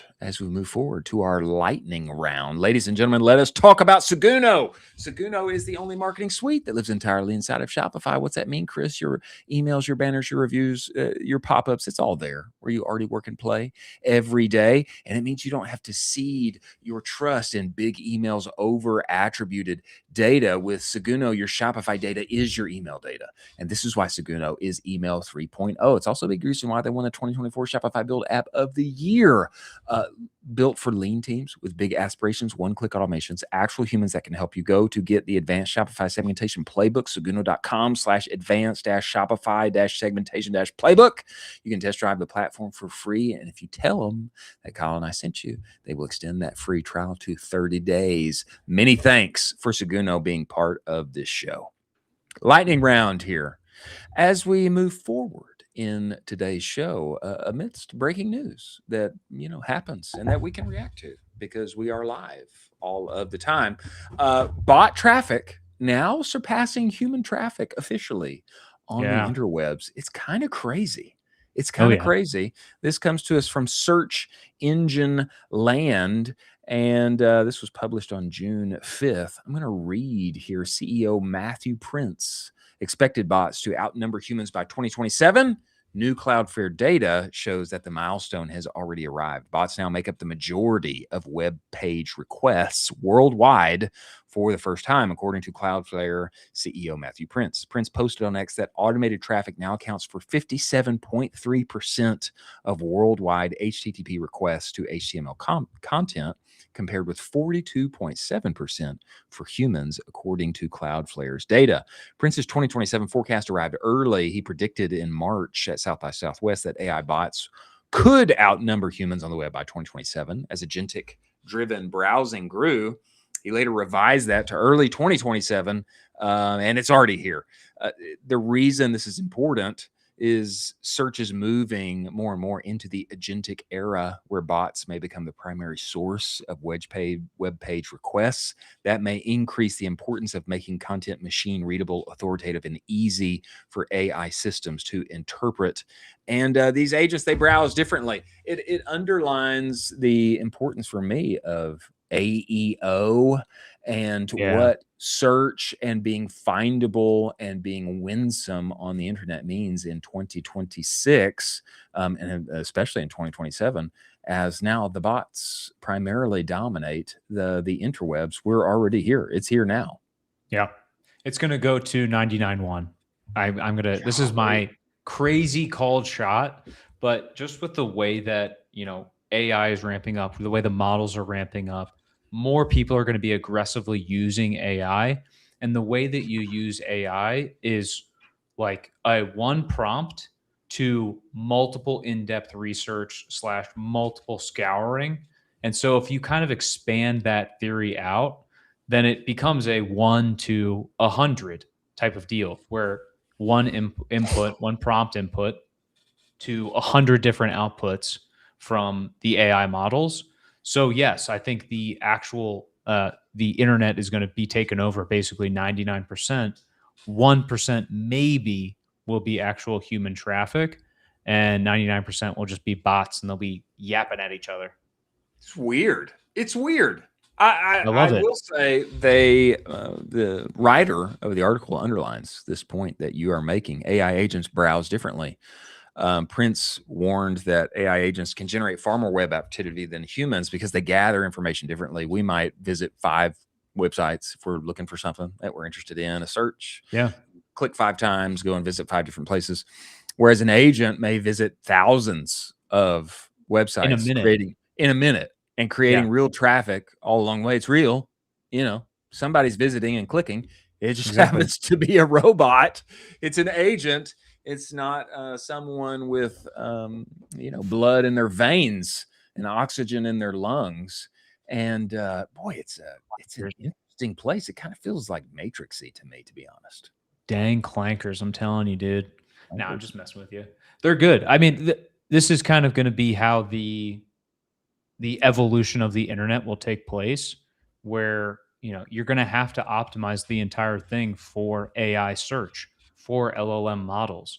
If your Shopify store isn't built around that, if your business isn't built around LLM search optimization, no one's going to know who you are in 2 years because the models can't find you. So in that sense, you're invisible. This makes me think we need to have Austin Ball or Connor Dunaway from 20 North. We need to have somebody on here to talk more about AEO, because search is, I mean, this alone underscores how much search is changing, and just push this forward, like you're saying. You push it forward to this time next year in 2027. I mean, what is it? Is it 75-25? Is it 80-20? Is it 90-10? I mean, it's close. It's an interesting place. Maybe at that point, the bots will even be scrolling TikTok for us and just sending dopamine straight to our receptors. Next story here in the lightning round: AI scams aplenty. This comes to us from John Gargilo. Apologies, John. Founder and CEO of AirPost AI. He brings this story to us. Visa just flagged nearly $1 billion in scam-related fraud in 6 months. Culprit isn't better hackers. It's AI that mimics reality so well, your brain can't tell the difference. I'll highlight a few things here further down in this tweet. You can scroll with me, Jack. Visa threats report just dropped this week. Key findings: scams are now the single largest category of consumer payment fraud. Not card theft, not account takeovers, social engineering powered by synthetic media. I've been warning everyone about this. Voice cloning now needs just 3 seconds of sourced audio to hit 85% accuracy. Deepfake phishing attacks surged 1,600% in Q1 2025. The attack surface isn't your password. That's kind of like pre-AI internet. It's your trust. For anyone in marketing or brand, this changes the creative calculus. AI-generated content is now indistinguishable enough to weaponize. Scary. Same tools making ads faster are making scams more convincing. FBI logged $20.9 billion in cybercrime losses last year, up 26%. They created a new category, AI-related. Over 22,000 complaints, nearly 900 million in losses attributed specifically to AI. They're now tracking this as its own threat class. Vectra AI projects 40 billion in AI fraud losses by 2027. That will go much, much higher. Everyone needs a code word. They've only ever communicated verbally with each other, like the one you use for your kid's school. Otherwise, even verbal wire approvals aren't safe. Verification infrastructure is becoming as important as content infrastructure. Every company shipping AI video, anything, needs to think about provenance, watermarking, chain of custody, etc. The prove it's real problem is no longer theoretical. Your thoughts on this, Colin Doherty? Oh, we talked about this earlier on the show. I mean, I believe AI security is $1 billion company that's just sleeping. You can go and trillion, start maybe $1 trillion company. But if you want to start $1 billion company and you're like, I don't know what to do, you could do an AI security company and start to implement guardrails. This is not a singular problem just within Visa. There's multiple companies all over the United States and world that are going to be dealing with security issues regarding AI. If you can provide those guardrails and also allow for kind of that warm, fuzzy feeling, that warm hug, that you're going to be actually guarded against some potential AI spam and scams, there's a lot of money to be made in that. I'd like to take some of John's guidance here, advice. And I feel like we need a spoken code word that nobody knows. We've never written down. So what's our code word? Maybe like jambalaya. Jambalaya, that could work. Like jambalaya. that. Officially here now for the first time. Jambalaya is our secret word. Next story: bear bells. going beyond protein bars and beverages with its new soft candy line. I like this because it's a permissible indulgence, like we had the one and only Nate Cooper on the show to talk about. Each bag contains only 1 gram of sugar, and 3 flavors are available: sour cola, peach rings, watermelon. I don't know if there's protein in it. It doesn't look like there is, but it definitely looks tasty, and I'm not going to have to take in a lot of sugar while I do it. Is it better for me at the end of the day? I would guess so, because it's made by Bear Bells, and I'm definitely going to feel all right with myself if I buy it just before I exit the grocery checkout line. You like this? I think this is smart of them. The only thing I don't like about this is the new line is available exclusively via their website. I want this everywhere. I want this. Yeah. I want this in 7-Eleven. I want this in Costco. I want this in Walmart. I want this in Target. I want this everywhere because I want to eat every single one of these bad boys. And if the watermelon is delicious, I'm going to be eating this all the time. I definitely do think that they would crush right there at the checkout line in HEB. Crush. Just right there before you officially check out. Let me get better for myself candy and feel like a healthy adult while I still buy a bag of candy. I would like it to be available in HEB. But yeah, they got to get the distribution down. I feel like you're a sour cola guy. Definitely sour, mega sour. I want it like 3 times sour. Give me as sour as possible. 100x sour. Whoa, that's too much for me. Yeah, sometimes you just got to feel something, you know. That's fair. As we move forward to watch and react, we're going to watch Broca-Cola Zero. Before we get there, let us talk about Proxima AI. Ladies and gentlemen, your buyer data already knows what ad you need to make next. You just can't read it. That's the problem. Most brands and marketers brief from instinct. Let's take the winning ads we have, change them up a little bit, and send it off to the creative team. Problem is an effort. It's that there's no signal from your actual buyer. Proxima changes that input, reads conversions across millions of shoppers, across 2,000 plus e-commerce brands, shows you exactly who's buying, what else they respond to, and where your account has gaps. You just wire up your Meta and your Shopify. Proxima maps every conversion back to a real buyer segment inside the commerce graph and what they buy across the web, what they respond to, who you're not reaching, etc. Suddenly, all the gaps are visible, and what you get is not a blank page to brief from.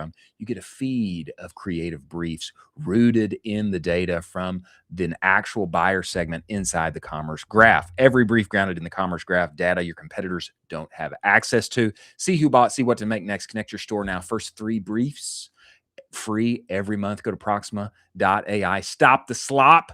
Make it happen today. Many thanks for Proxima being part of the show. Video coming to us right now from Brian Bumgarner of Northbeam. He has communicated what I think is an effective and very winsome idea.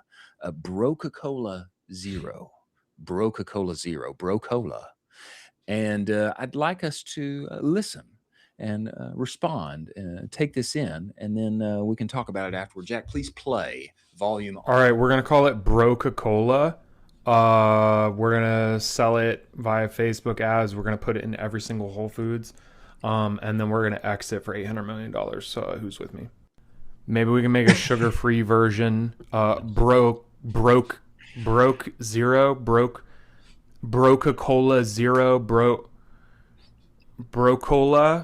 Brocola, it's right there. Proteinocola, cola protein, procopotola.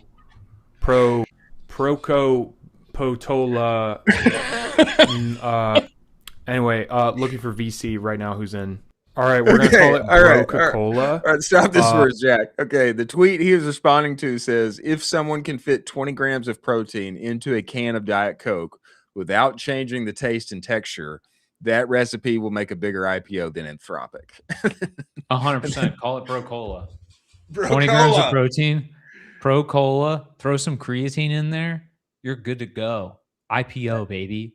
And why not give me some greens while I'm at it? You know what I mean? You're crazy. That's too much. You're putting in too much now. Give me some greens. Give me some nootropics. You know, give me everything that I need. You know, throw some fiber in there too. some fiber, daily vitamin, just everything that I need. There's a Diet Coke in Japan that has fiber in it that you can just buy. Like in Japan, Diet Coke has fiber in it. There's an option for that. Oh, really? Like it's like Yeah. Diet Coke, Diet Coke. Diet Coke. Buy Diet Coke, and then it just has fiber. Interesting. Yeah. Interesting. Well, I applaud the innovation. I applaud the innovation. Brocola, and I especially I think it's a great idea. It's a great idea to enhance, enlighten, bring the fridge sig into 2026 and beyond. I think it's a great idea. And if they can innovate that formula to include whatever daily necessary things we need, like protein, etc., and wrap it up in a delicious Diet Coke Zero can, and call it something innovative like Brian has brought to us: Brocola, protein, a cola, whatever the thing is. I think it'll make a gazillion dollars. Absolutely. I completely agree. Completely agree. We have the one and only Kevin Sanderson, my Amazon guy, also founder of LGN Marketing, I believe, who is coming to us very soon. Before he comes to us, ladies and gentlemen, let us talk about Axon by AppLovin. If you are running a D2C brand and you're not on Axon yet, you are leaving money on the table. And that's not good. You don't want to do that in e-commerce. Axon gets you in front of more than 1 billion new customers inside the games everyone loves to play every day, like Solitaire, Mahjong, Candy Crush, etc. And more people play mobile games than you think. These are financially comfortable household decision makers. The unlock is really the format. It's people watching your ads on average for 35 seconds instead of 0.3 or 3 seconds inside of the various social feeds we're already spending our ad dollars on already. And it converts. Miranda Pettinger was just on here. We also just had Isaac Reyna on here talking about how they moved ad spend over from Meta when it was tripping to scale up things on Axon and save Q4. It's amazing how these stories continue to come out. 80% of purchases happening within the first hour of the click, and you can scale up to 100K per day and spend in less than a week. Wayfair, Dr. Squatch, your favorite brands are already there. Go get in now before your competitors do. Go to axon.ai/en/ecom Cowboy. Get on there. Tell them Colin I sent you. Many thanks for Axon being part of this show. Now, Jack, is Kevin with us yet? If not, I want to pull forward. Oh, he is with us. Well, good. He is with us. We must welcome now inside of this show, Kevin Sanderson, the one and only, the man from my Amazon guy, knower of ball, scaler of brands. Let's bring him inside of the show right now. Everybody, welcome Kevin Sanderson. Get in here. Oh, thank you guys for having me. Kevin, Absolutely. We appreciate you making the time to join us, brother. Oh, absolutely. I wouldn't miss it. Kevin, man, I'd love for you to give us some background on all that you do. The notes that I have are that you are at my Amazon guy. You've also got LGN Marketing. Man, give us a little Google Earth out and tell us about everything that you do, brother. Yeah, I guess the elevator history lesson, so to speak, on Kevin is I started selling on Amazon about 10 years ago. And then during the COVID crisis, whatever, I started hosting virtual summits. So I was bringing on a variety of speakers to, learn about, how to sell e-commerce, Amazon, etc. I've now hosted over 35 virtual summits and a bunch of webinars and live streams, kind of like what you guys are doing. Although you guys have That's very awesome. good stuff.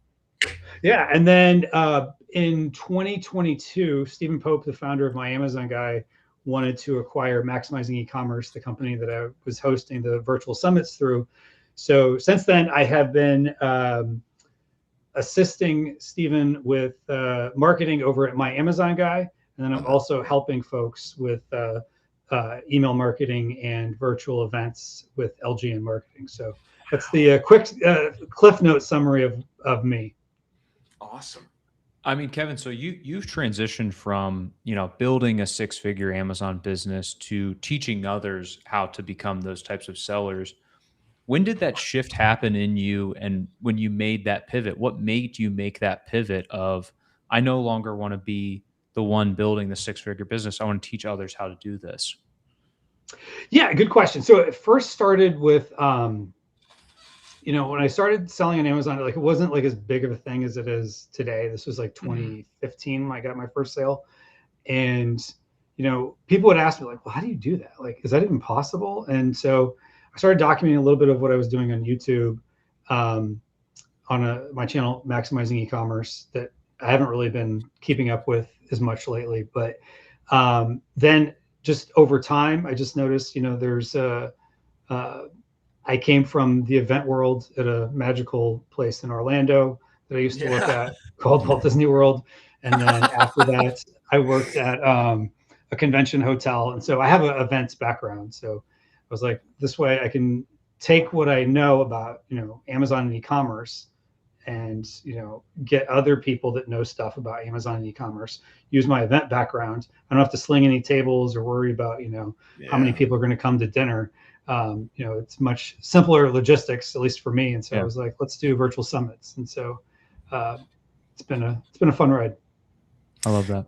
Kevin, talk to me about Amazon. There's been so many changes over the years. I mean, it seems like what is happening on Amazon is similar to what's happening in e-commerce in other places as well. Margins get thinner, fees increase, and thus it forces everybody in the game to operate more efficiently as possible and heighten their game in every aspect. I mean, have you seen that? I'd love to know from your perspective what's been happening as you've been helping people win on Amazon. Yeah, so the big thing I would say is that it's all gotten a lot more complicated. So there's a lot more levers you can pull on Amazon, as there are on other channels in e-commerce as well. And Jeff Bezos famously said on, I think it was a late night talk show host, asked him some question. He said, "Your margin is my opportunity." And he really meant it more at the time about his competition. Like he was going to beat them in price, like in the 2000s or whatever. But that mentality has seeped into, I think, going after more of the pie of sales that sellers are getting on their platform. And so, way more fees. They raise the fees, they get creative with new fees, and it's definitely a lot harder than it used to be.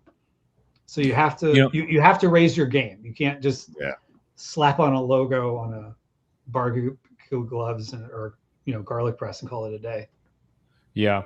Could you kind of walk us through that? I mean, what could brands expect, and what kind of is there a so to speak, is there a level or attributes that make a perfect brand ready for Amazon, where you're saying like, hey, you meet this criteria, I think it's a great transition for you to kind of stand this Amazon side of your business up? Do you have that?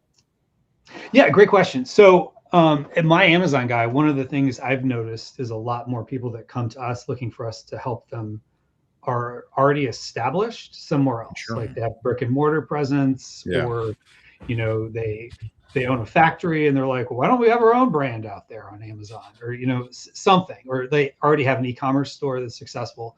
So it's harder to just come into the market and be like, I just want to find a product and sell it on Amazon. I'm not saying that's impossible, but those days you have to have a lot more capital, or something else you're bringing to the table. So I would say for, if you're talking about brands coming to Amazon, usually it's implying that they already have a brand.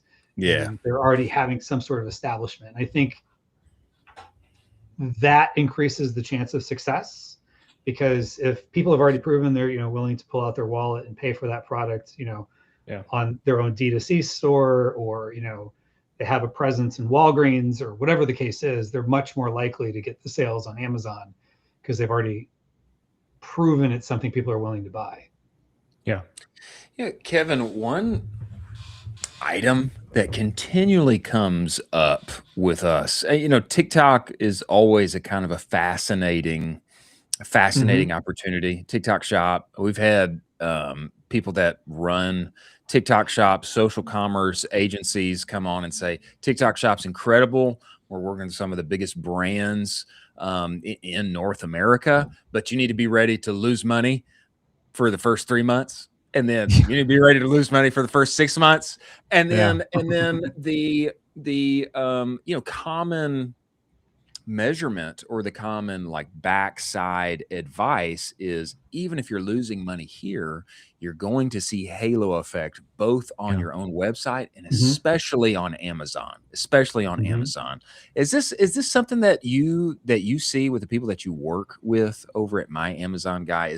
Does this topic of conversation come up related to something's happening on other platforms, and what it does is it drives sales here on Amazon, where 50% of all the e-commerce searches are happening on the interwebs? Yeah, it's a good point. Like, I remember noticing 15 years ago, like, you'd tell people like, hey, go to this website, and they didn't go to the website. They went to Google, and then they looked up the website. They go to delta.com. They go to Google, and then they look up Delta, and so that, in recent years, hey, look up this product. They go on their phone and they look it up on Amazon. Yeah. And so, TikTok Shop, one of the challenges of TikTok Shop is like, how do you get people to take action? Because they're just used to going like this. And so people default to what they already do. And so if they're like, well, that's an interesting product, they go to the Amazon app and then they go look search it up. Yeah. So it's, so having that presence on Amazon will help you with that halo effect, because if you are selling on TikTok Shop and you're getting good traction with views and whatnot, maybe you are getting some sales on TikTok Shop, you're missing money and leaving money on the table if you don't have that Amazon presence for people to go find you.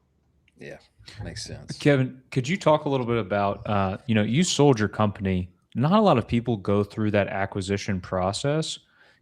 Could you talk us through kind of what those early conversations look like, those early, quote unquote dates look like, where you were potentially thinking about, selling this? Yeah, good question. So just to be clear, like, this wasn't the physical products business. This was kind of a, myself and a few VAs doing virtual events. Sure. So it wasn't quite the same experience, but I'm more than happy to share some of the details. So basically I didn't really have it on my radar. It was just Steven liked what I was doing with the virtual summits, and he just saw like, okay, this could be a good way to get, leads and whatnot, get their name out in front of people, and, also potentially, find more collaborations, because, speakers can become collaborations. So basically what it came down to is he just approached me and said, hey, would you be interested in, an acquisition? And then, he wanted also my skill set for other things he had working in his company. But basically it was making sure, had the books, in line, which, not the best bookkeeper myself. Had to have that caught up and, have all the documentation of, all bank statements and credit card statements and all that fun stuff, just to prove that, the money is what it is. And then, basically, he and his team had some questions about like, tell me about this, or, what revenue basically counted and didn't count, for what we were going for. And that was the basic gist of it. And then, it wasn't too big of a process, because basically just, sent me the money. It wasn't like it was having to go through the SBA. So that made it a little bit easier. Sure. Yeah. Kevin, I mean, go ahead. I was going to say, I mean, I think that is very sound advice that you talk about with the bookkeeper. I mean, I can't emphasize enough how important it is to have very sound books when you go through that process. Because it just makes it so much easier. Yeah, Kevin, because someone's putting money into your company and they want to trust that they're getting what they think they're getting. 100%. So, yeah. 100%. Yeah, for sure. There have been a few people that have known to lie. It has happened before, and so having the books in order is helpful. Yes, it is definitely helpful in the whole process. Let me ask you this, because you've been involved in so many live events, man, what are the core tenets that make up a successful live event in your mind? I mean, you've done this so many times and put these on. Like how do you make a live event digital, winsome, online, etc.? What are the bars that people need to check in order to make sure that it is a great one? Yeah. So if you're going to put on your own event, it's what do people want to know about? Make it something actionable. That it's like the most popular topic is for me has always been pay-per-click advertising on Amazon. because it's got a little bit of a carrot and a stick. You know, you do it well, you get more sales. You do it bad, you could lose a lot of money or waste money. And so is it going to help them? And then find people that they would want to learn from. And then also at the same time that your group of people that are speakers are also excited to be part of that group, because they're positioning themselves as an expert amongst experts. So they're more likely to promote and share the event to their audiences and their email list. And that's what makes it successful. And then truth be told, the virtual summits are generally not live. I give you guys a lot of credit for having the guts to have, bring people on live, especially when you maybe haven't even talked to them yet. So I generally, for my virtual summits, will record most of the presentations ahead of time. So we'll still have some live streams. Most of it is pre-recorded, and we just tell people like, okay, here's the schedule of what's going to come out the first day, the second day, the third day, and we just drip it out. And then if they have the VIP upgrade, they keep the ongoing access. If not, at the end, thanks for coming. That's an interesting hack there. That's an interesting tactic that I had never thought about. That's interesting, Kevin. Yeah, oh, that gives me some thought. I mean, I don't think that's something that we could deploy here simply because we're live every day. But maybe if we were doing something, in the future, give you a little more time to plan, prepare, and strategize, and curate on the front side, and then ensure everyone has a winsome experience on the backside. That's good, Kevin. I like that. There you go. It's all about making it a good experience for the attendees. Absolutely. Kevin, could you kind of talk to us about, I feel like you have inundated yourself within the world of Amazon, and could you point to word. Yeah, absolutely. Could you point to any, or maybe a couple brands, maybe 2 or 3, where you are saying these guys are just absolutely crushing it? These are kind of the gold standard for how to run everything on Amazon. Do you have any of those brands in mind? Yeah, great question. So, not ones that I necessarily personally know, but like ones that are kind of, in the Amazon folklore, so to speak, one of which would be Zule Kitchen. They've got great catalog. They've done a good job getting into some very competitive niches. They're on the forefront of a lot of really good design elements and, SEO. And so they did a great job. And that's a, built on Amazon brand. And then another one was Zesty Paws, who they got acquired for a pretty big number a few years back, but that's one that, totally crushed it. And, started on Amazon. Whereas I think those type of success stories to just start on Amazon are still possible, but you gotta come in with more capital, and, you gotta have more products to start with than you probably could have gotten away with a few years back. But those are 2 brands that stick out for a lot of people. Yeah. Boy, Zesty Paws. Yeah, I purchased Zesty Paws. Yeah, you have. Yeah. My wife used to get the I think it was the probiotic or something for a dog at the time. Yeah. So I was like, when I saw that, I was like, that name sounds familiar. I'm like, oh, we have that. Nice. That is awesome. That's awesome. Well, Kevin, man, we appreciate you for making the time to join us. It definitely seems like, man, the Amazon game has continued to change, and I think it's borne out everywhere else in e-commerce as well. Everybody's got to step up their game. The days of absolutely. 50 cent cost per click is over. Those are gone. Those are gone. And everybody's got to be dialed in to make it happen. Man, we appreciate you joining us, and we'd love to have you back. We appreciate you making the time. Thanks, Kevin. Awesome. Thanks, guys. Appreciate having me.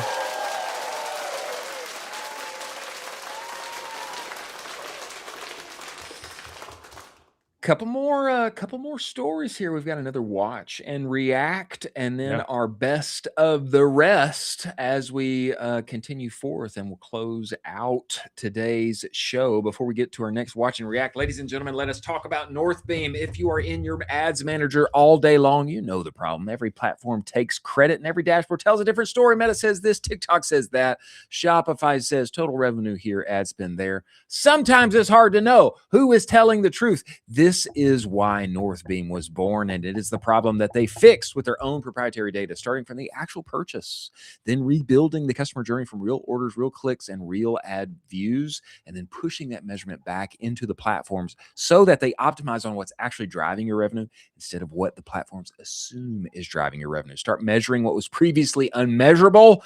Go to northbeam.io and book your demo today. Many thanks for Northbeam being part of this show. Now, another video from from Apple that I know that you're gonna love. We don't have to watch this whole thing, but I think we should watch at least a minute of it. How long is it? I mean, it's only a minute 30. This thing is I don't think it's quite up to par from what we are expecting from the legacy company of the former Steve Jobs. But let's watch it. This is the Mac OS name reveal. You tell me if this is taking us forward up and to the right forever, or maybe if it's a miss. Go ahead and play this sound on for us, Jack. Speaking of Mac OS, for those of you that are WWDC regulars, you of course know that this is the moment where I relay the latest exploits of Apple's crack marketing team and their, shall we say, unconventional methods for naming Mac OS releases.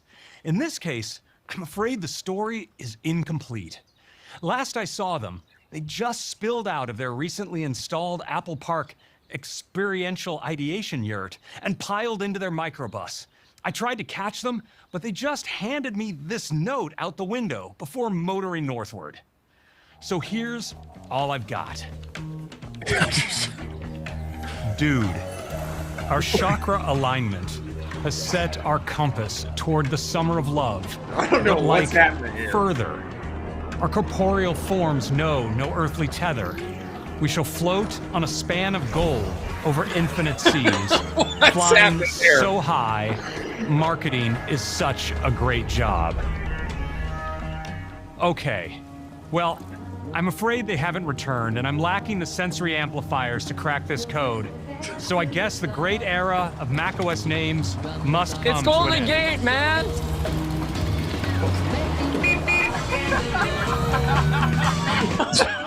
What is happening here?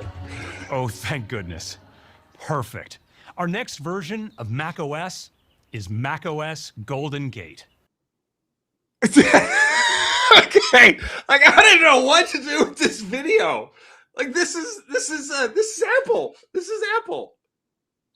I will say this is at least interesting as compared to the last video that they had.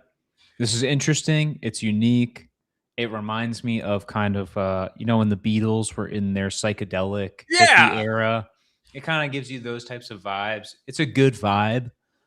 I appreciate them for trying to go out on a bit of a limb here for this. This was definitely a stretch and had to get some approvals, and they had to go through a bunch to get through this and get this done. So I appreciate that. I don't think it's like fully baked out, but I appreciate the sentiment. I appreciate the sentiment. It's a little cringy. Yeah, it's just like not quite there. It's a little cringy, but it's close. I could never figure out what was going on with that guy's audio. I mean, it sounded like he was speaking into the best microphone that ever existed inside of a studio. Apple's new Mac OS name, marketing team, not here. And it just sounded a little odd for me. It sounded too good. And he's like walking in the park, and I don't know. I don't know if this was the move.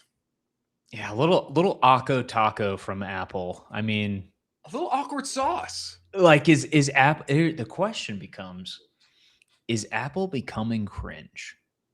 That's a question that we need to start potentially asking. Is Apple becoming cringe? They need to become cool again. I will say this. At very least, I've never heard of or even seen an Android OS release. If they exist, do they exist? If they exist, I've never seen them on the internet. Like I don't know. Guys that go to them. Like at least people that went to them. Well, yeah, Google does it every year. Google will release it with their Google owns Android, so then Google will do the release of every year when they do their operating stuff. So I guess I've never even seen them talk about it, really. Maybe that's more a me thing than an internet thing or a popularity thing. maybe I think it's a popularity thing. They're just also not that exciting. Maybe it's a popularity thing. Anyway, I give it a meh. I give it a meh. I don't think this is the path. I give it a nice. At least you guys went for it. You know what I mean? Okay. All right. Fair enough. Yeah. As we move forward to best of the rest, ladies and gentlemen, let us talk about Rocked after sale. Most D2C brands are obsessed with getting the next net new customer, but the real lever is getting more profit from the orders that you are already getting. Let's say you're doing 5,000 orders a month and you can sprinkle in an extra $3 to $4 on each one of those.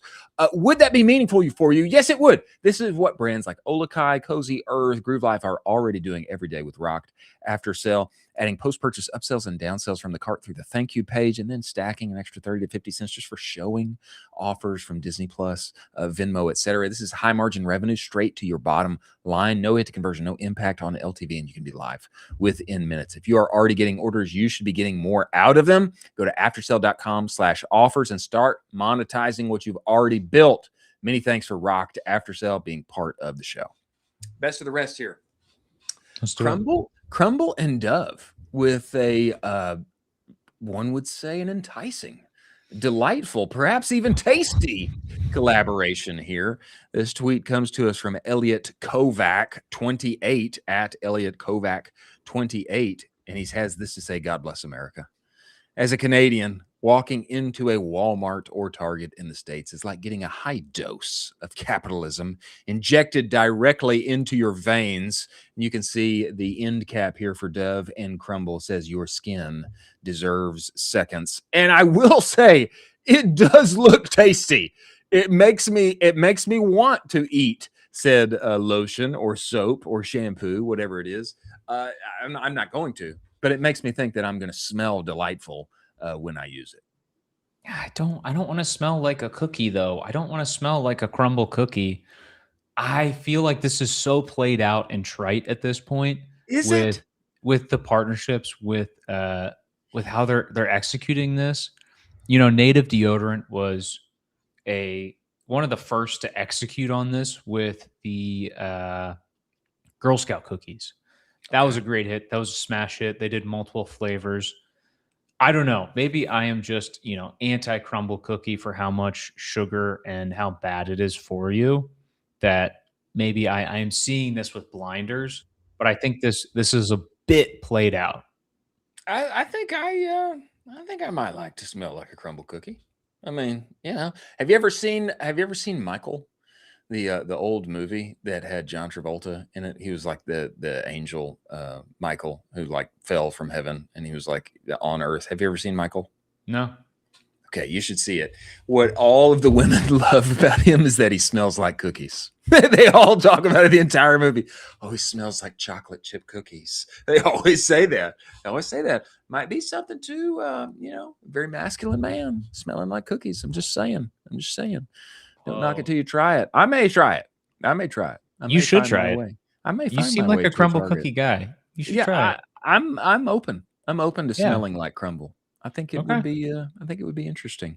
That's fair. Next, OpenAI files confidentially for an IPO. I find this confusing. I don't really know what's going on here. Do you have any details on this? Can you explain to me why this is happening? Necessary, relevant? Yeah, I mean, so they're filing for their IPO. They're planning to IPO with a target valuation of between $730 billion and $850 billion, which is kind of bananas. Kind of large. They're basically IPOing just under $1 trillion out of the gate. Just a slightly alarming fact that I want to note here, and this is also the same thing with SpaceX will be the case. These companies are IPOing at such large valuations that they're so high that they automatically basically get thrown into the S&P 500, which means out of the gate, your retirements, your pensions will be buying IPOs regardless of safety and validity of the actual underlying company. My. Yeah.